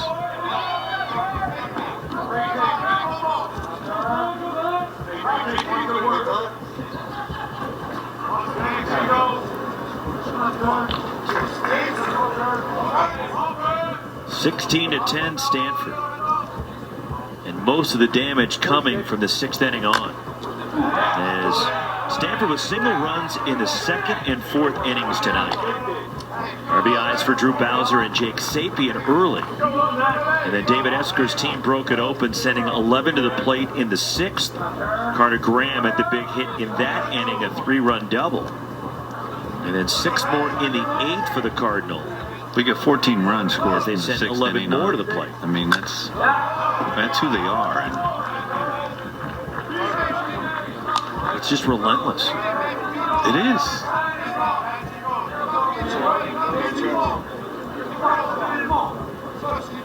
A couple weeks ago, twice they scored 20 runs in a game, and one of them they lost. One of them. Routed foul by Rios. They won a midweek game scoring 20 at Santa Clara on a Tuesday night. Then they won the first couple of games of the series against Arizona at Sunken Diamond, and they scored 9 in each of those games. And then they scored 20 but lost 21-20 in 10 on Sunday against the Wildcats. In those, Rios cranks one to left. That's got a chance. Gone, home run, back-to-back. Number 17 for Rios.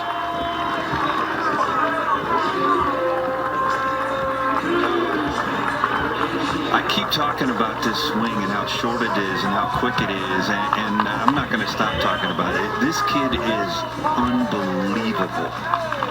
It's such an efficient swing. It's just short, 2 strikes, and I don't know what that was. I mean, if we were doing that when I played, my neck would be hurt. But look at how short this thing is. It's just quick. And he knew it. And the Cardinal have reached the century mark in homers with that one. 100 home runs now for Stanford on the year. Malcolm Moore, 4-hit night for the Stanford catcher and the freshman of the year. In the Pac-12, and Turkington delivers ball 1, and record-setting year as far as homers last year for Stanford. As the Cardinal, route to the College World Series, 118 home runs a year ago. This year, 6 different Stanford players have reached double-digit homers, as Nathan Manning comes in to make the grab for the first out. Drew Bowser coming up, one of the 6 that have double-digit homers. His activity in the bullpen for Cal. Ben Lake has company from another right-hander. That's Jack Keir is also getting loose. Well, I'm not sure, is he getting loose or is he acting like he is getting loose? He's trying to fool the guy with the binoculars. Well, he's throwing the other way. Maybe he's a deke. You never know. 17-10 Stanford. And of course, we're joking, folks. I mean, there could be something there that could be part of the warm-up routine. Called strike to Bowser. It's 0-2. But Stanford again established a new program record, 118 home runs last year. And the Cardinal hit 23 in the postseason. And Stanford has come on strong with the long ball. With the 2 tonight, in the last 8 games, including this one, they've hit 26. And then you want to go back further, the last 11 games, 36 home runs for Stanford. That's dumb numbers. And Rios has hit 8 in the last 11. But, you know, as we talk about this, and, you know, we talked about 21-20 score with Arizona, right? We had 2 best offenses in the league. And Arizona has better numbers offensively than this Cardinal team. So if you're part of the committee out there and you're listening, I mean, pay attention. I mean, the difference is the long ball, right? The Cardinal have more home runs than the Cats do, but... Now, Stanford's not far behind in the numbers, but Arizona does have... To be fair, I mean, they do. And you know what? That's exactly where they swung the bat for those 3 games. We had 3 tremendous games up there.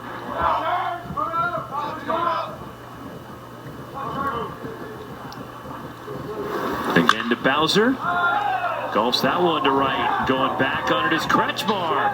That is off the wall and caroms away from the Cal right fielder. And Drew Bowser's digging for 3. And he'll make it to third, sliding in with a triple. 3rd triple on the season for Bowser.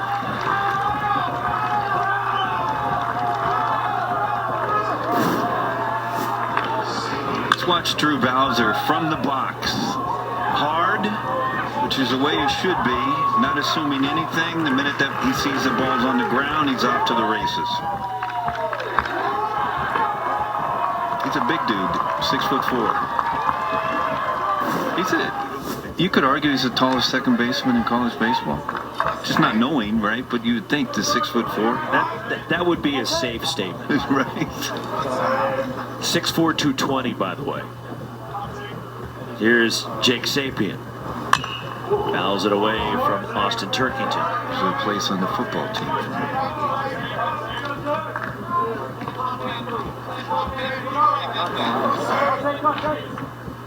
Not going there. No? Okay. Bowser's got a future in baseball. 0-2. Austin Overn did. He went there. Yeah. USC's leadoff hitter. He drove in 5 and yesterday. There's been a history of dual sport guys at Stanford. John Elway, Mike Dotterer, he's a great running back and baseball player. Toy Cook, chopped near second base. Carson Crawford throws out Sapien. That is coming in to score is Bowser, and it's 18-10. I will tell you this. That is a tremendous play. We've talked about the difficulties that the Cal defense have had, all right? And Crawford made an error, a mental error, in my opinion, last night. This play here is a tremendous play. Watch how high this ball hops.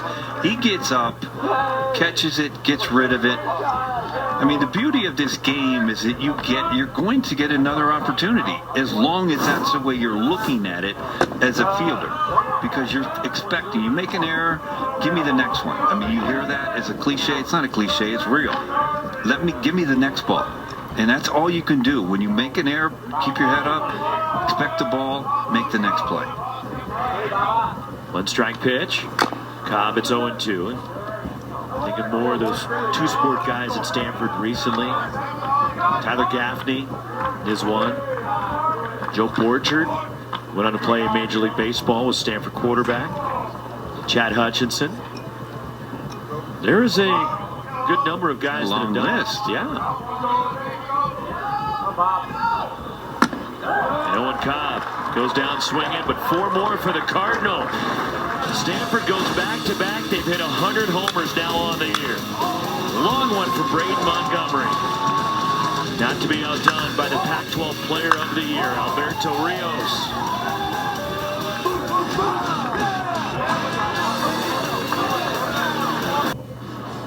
Three outs away, and Stanford clinching their spot into the semifinals with a win over Cal. And Ryan Bruno on to finish it off. Peyton Scholes, Dom Soto, Jack Johnston due up. There's your home run hitters from the 9th. Braden Montgomery, Alberto Rios going back-to-back. How about that smile from Rios, huh? By the way, I'd be remiss. There's a couple more names that the two sport guys that I left out. And one of them I should really be kicking myself for because his daughter is one of my daughter's best friends. Well, did you hear from it on your phone? Yeah, I didn't hear from him, but I heard from about 5 other people. Okay, go ahead. John Lynch. Oh, my goodness gracious. How could you do that one and miss that? And Toby Gerhardt. Ooh.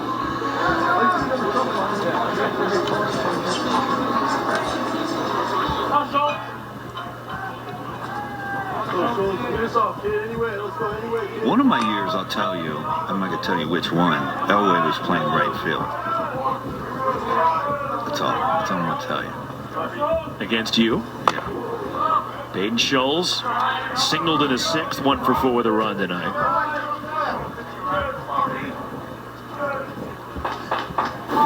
Here's the 1-0. I kind of like that your phone got blown up and you made a mistake. I like that. I didn't make a mistake. There were some names I didn't mention. I knew you would say that you would. Because I didn't state anything incorrect. Oh, here's what I'm going to say. John Lynch would think it's a mistake. How's that? No, because John Lynch is like the nicest person on the planet. Doesn't mean he runs a real good organization, and he would call that a mistake. He would laugh at me as well. To not mention it. But he also would not make me feel guilty about it. Is that what you think I'm trying to do? We can ask John. He'll probably be at the regional next week. He was there consistently last season in the regionals and supers. You're assuming we're going to end up being there. Peyton Scholes is on, a leadoff base runner for Cal here in the bottom of the 9th. And that'll bring up Dom Soto. The senior, what could be his final college at bat, 0 for 4 tonight. And Soto's had some big moments in his career. And a great story of perseverance and waiting for an opportunity and making the most of it when he got it. You wonder if, based on how Stanford has played tonight, you think David Esker's going to leave his lineup at the hotel again? We know how superstitious coaches can be. Well, that's what I'm trying to say. I mean, and Jeanette, I forgive me, I don't know her last name, but she is a godsend. Director of baseball operations for David Esker. She does a tremendous job for the Cardinal. I mean, you could see her in the dugout right there. She was right next to David. I mean, just left or right, and there she is right there. She does a tremendous job. Super helpful for us. I bet you right now what she's doing is reminding him? No. Coordinating the post-game meal. Yeah. It looked like she was like texting and making sure the players are fed after the ball game. She's not asking all the players what they want to eat, is she? She got the orders a long time ago. See, we didn't get to do that. We ate whatever they gave us. Up the end of the bat, cued to first. Carter Graham goes to second. Owen Cobb back to first to double up Don Soto. That is a much tougher than looked play. That ball's off the end of the bat, and it's spinning. And a lot of times that ball hits your glove and spin right out. Carter Graham stays with it, goes over to Cobb. Cobb back to Graham. Good throw from the first baseman. Needs to be inside that line. Gets back. Pinch hitter for Cal with 2 outs in the 9th after Carter Graham started and finished that double play. Nico Button pinch hitting, a sophomore from San Mateo. Sarah High School, where he was a high school teammate of Drew Dowd of the Cardinal. 214 for Button this season. I'm going to give you one more. How about Brock Jones? Yeah, that's right, because he did start playing football, then just focused on baseball. You think I actually knew that? No, you didn't. Somebody had to text you. Hey, did you know Adley Rutschman played football? Rutsch, I was going to bring up Rutsch. And you know what? Ironically, since we're talking about Stanford, what did I used to call Adley Rutschman? He was the Andrew Luck of college baseball. That's what I thought. He was a perfect player. And it's turned out that way. He's pretty good for the Orioles right now. 2-1 on Nico Button pinch hitting. Stanford 1 out away from clinching a spot in the semis. Play tomorrow night, Oregon at 7 o'clock. And it's 3-1. An appeal no swing, says Kellen Levy down to third.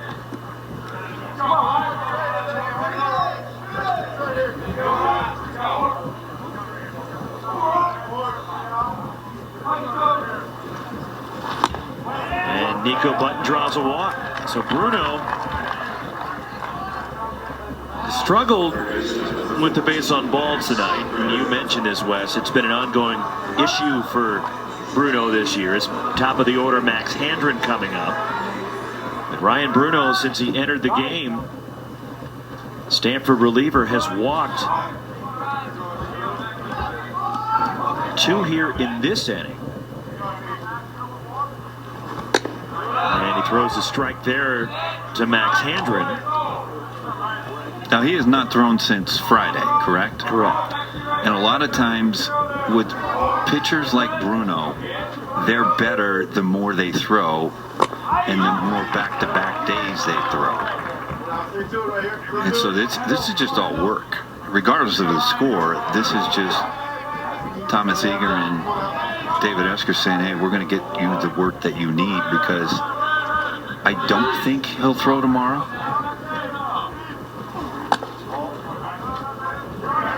Over 30 pitches, it would be highly unlikely. And again, look, Stanford's still playing for something tomorrow night. The more wins they get, the better case they are to a top 8 national seed, and maybe to move higher up the ladder. And that's the ball game. And a strikeout for Ryan Bruno. Stanford finishes it off 18-10. The Cardinal get win number 38 and clinch their spot into the semifinals of the Pac-12 tournament as they knock off their arch rivals. And Cal's season ends 24-28. And in this one, Stanford got all the offense in 3 innings, really. 6th, 8th, 9th. And at some point, you know they're coming through. They've done it the entire year, Roxy, and Mike News Club, a credit to them just to be able to get to this tournament.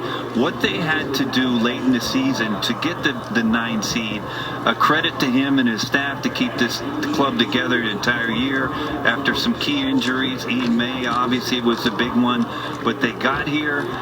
They played their hearts out. Unfortunately for them, they are going home. On the other side, David Esker's club, they are playing as well if they've played the entire year. And look out. That is all we can talk about. Well, the Stanford offense got going twice. They batted around, sending 11 to the plate, scoring 6 times in each the 6th and 8th innings. And then used the long ball in the 9th. But Alberto Rios, another huge night. What's been a remarkable season, a breakout start for the Stanford Cardinal. 3 hits, including his 17th home run, as he went back-to-back with Braden Montgomery in the 9th inning. And he is our Zayo connection as we welcome in the Pac-12 Player of the Year, Alberto Rios, joining us. First of all, congratulations, Alberto, on the win. And early on, it seemed that the offense was taking a little while to get going, but at some point, what's the confidence like knowing that you guys can just get it going at some point during the game? Yeah, exactly. I mean, with our group of guys in our lineup, I think, no lead is big enough for us. I think 1 through 9, we got guys that will just compete up there and just be some dogs, and that's just who we are. That's our identity. And, once we get in the game, we know who we are. All right, young man, I'm going to ask you a question. With 2 strikes, I've watched you hit many, many, many times, and I've watched you do a lot of damage with 2 strikes. What is your approach mentally once you get 2 strikes? To me, it looks like you bear down just a little bit more. You want to put the ball in play, and a lot of good stuff happens. Yeah, I just try and simplify things as much as possible. Hitting's already hard as it is. And, just trying to put bat to ball. That's all it is. And, just trying to, help my team win as much as possible. What's this season been like for you? That you seemed locked in from the get-go this year. And look, we've talked to David Esker about it, Alberto, a number of times. He wasn't sure what you'd give him. What was your thought process coming into the year about your junior season? Hey, I think I was just going to get, if I got the opportunity, I would just try and help my team win as much as possible. I knew I was going to get the opportunity. I just knew that, through it all, I knew I just, had to, win and do my thing. So got the opportunity and just rolled with it. Well, obviously you know the guys that hit in front of you. I mean, it kind of gets contagious with you guys. I mean, right? You see it happen in front of you, then the next guy hands it off to the next guy and the next guy, and it's kind of like you expect to do well every time you jump in the box. Exactly. When you got 1 through 9 just being dogs and just doing their thing and just trying to win. I think we're just, we have our eyes set on a national championship, and I think, no one's going to stray from that, and I think that's our end goal, and that's what we're playing for. Alberto, last thing for you. What did it mean to you when it was announced you were the Pac-12 Player of the Year? It was pretty awesome moment to say the least. I was in my room. You can smile, bro.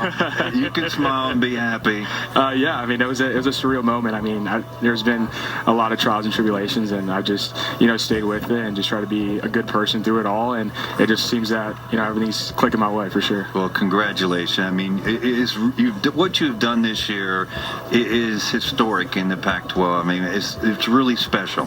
Yeah, thank you guys so much. Really, really appreciate it. Appreciate your time. Congrats on the win. Absolutely. Thank you guys. Alberto Rios, another big night for the Pac-12 Player of the Year, as he was 3 for 5 with a homer, scored 4 runs. Malcolm Moore, the Pac-12 Freshman of the Year, a 4-hit night for the Stanford catcher, as it was production all the way up and down. Carter Graham extending a hitting streak to 19 games. Rios now with a 16-gamer.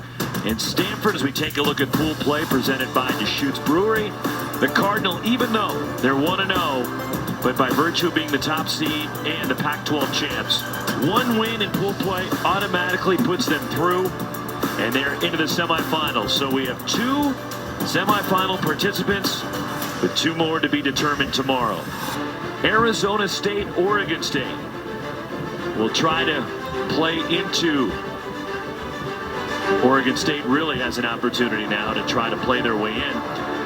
USC, Washington, and then Oregon, Stanford tomorrow night. Should Oregon win, they'll go through also as the winners of the pool. But if Stanford wins, it's funny that Oregon State might have to root for Oregon tomorrow and vice versa. Well, that game 1, Arizona State and Oregon State, it's huge. It is huge for the Sun Devils and huge for the Beavers, because the Beavers are sitting on a possibility of a host on one of the 16 regionals. On the other side, ASU is hoping to solidify themselves as one of the at-large bids.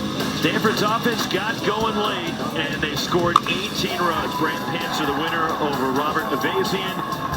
Alberto Rios, Braid Montgomery homer for the Cardinal. For Wes Clements and our producer David Feldman, director Dan Becker, and our Pac-12 Network crew, Roxy Bernstein. We'll see you tomorrow.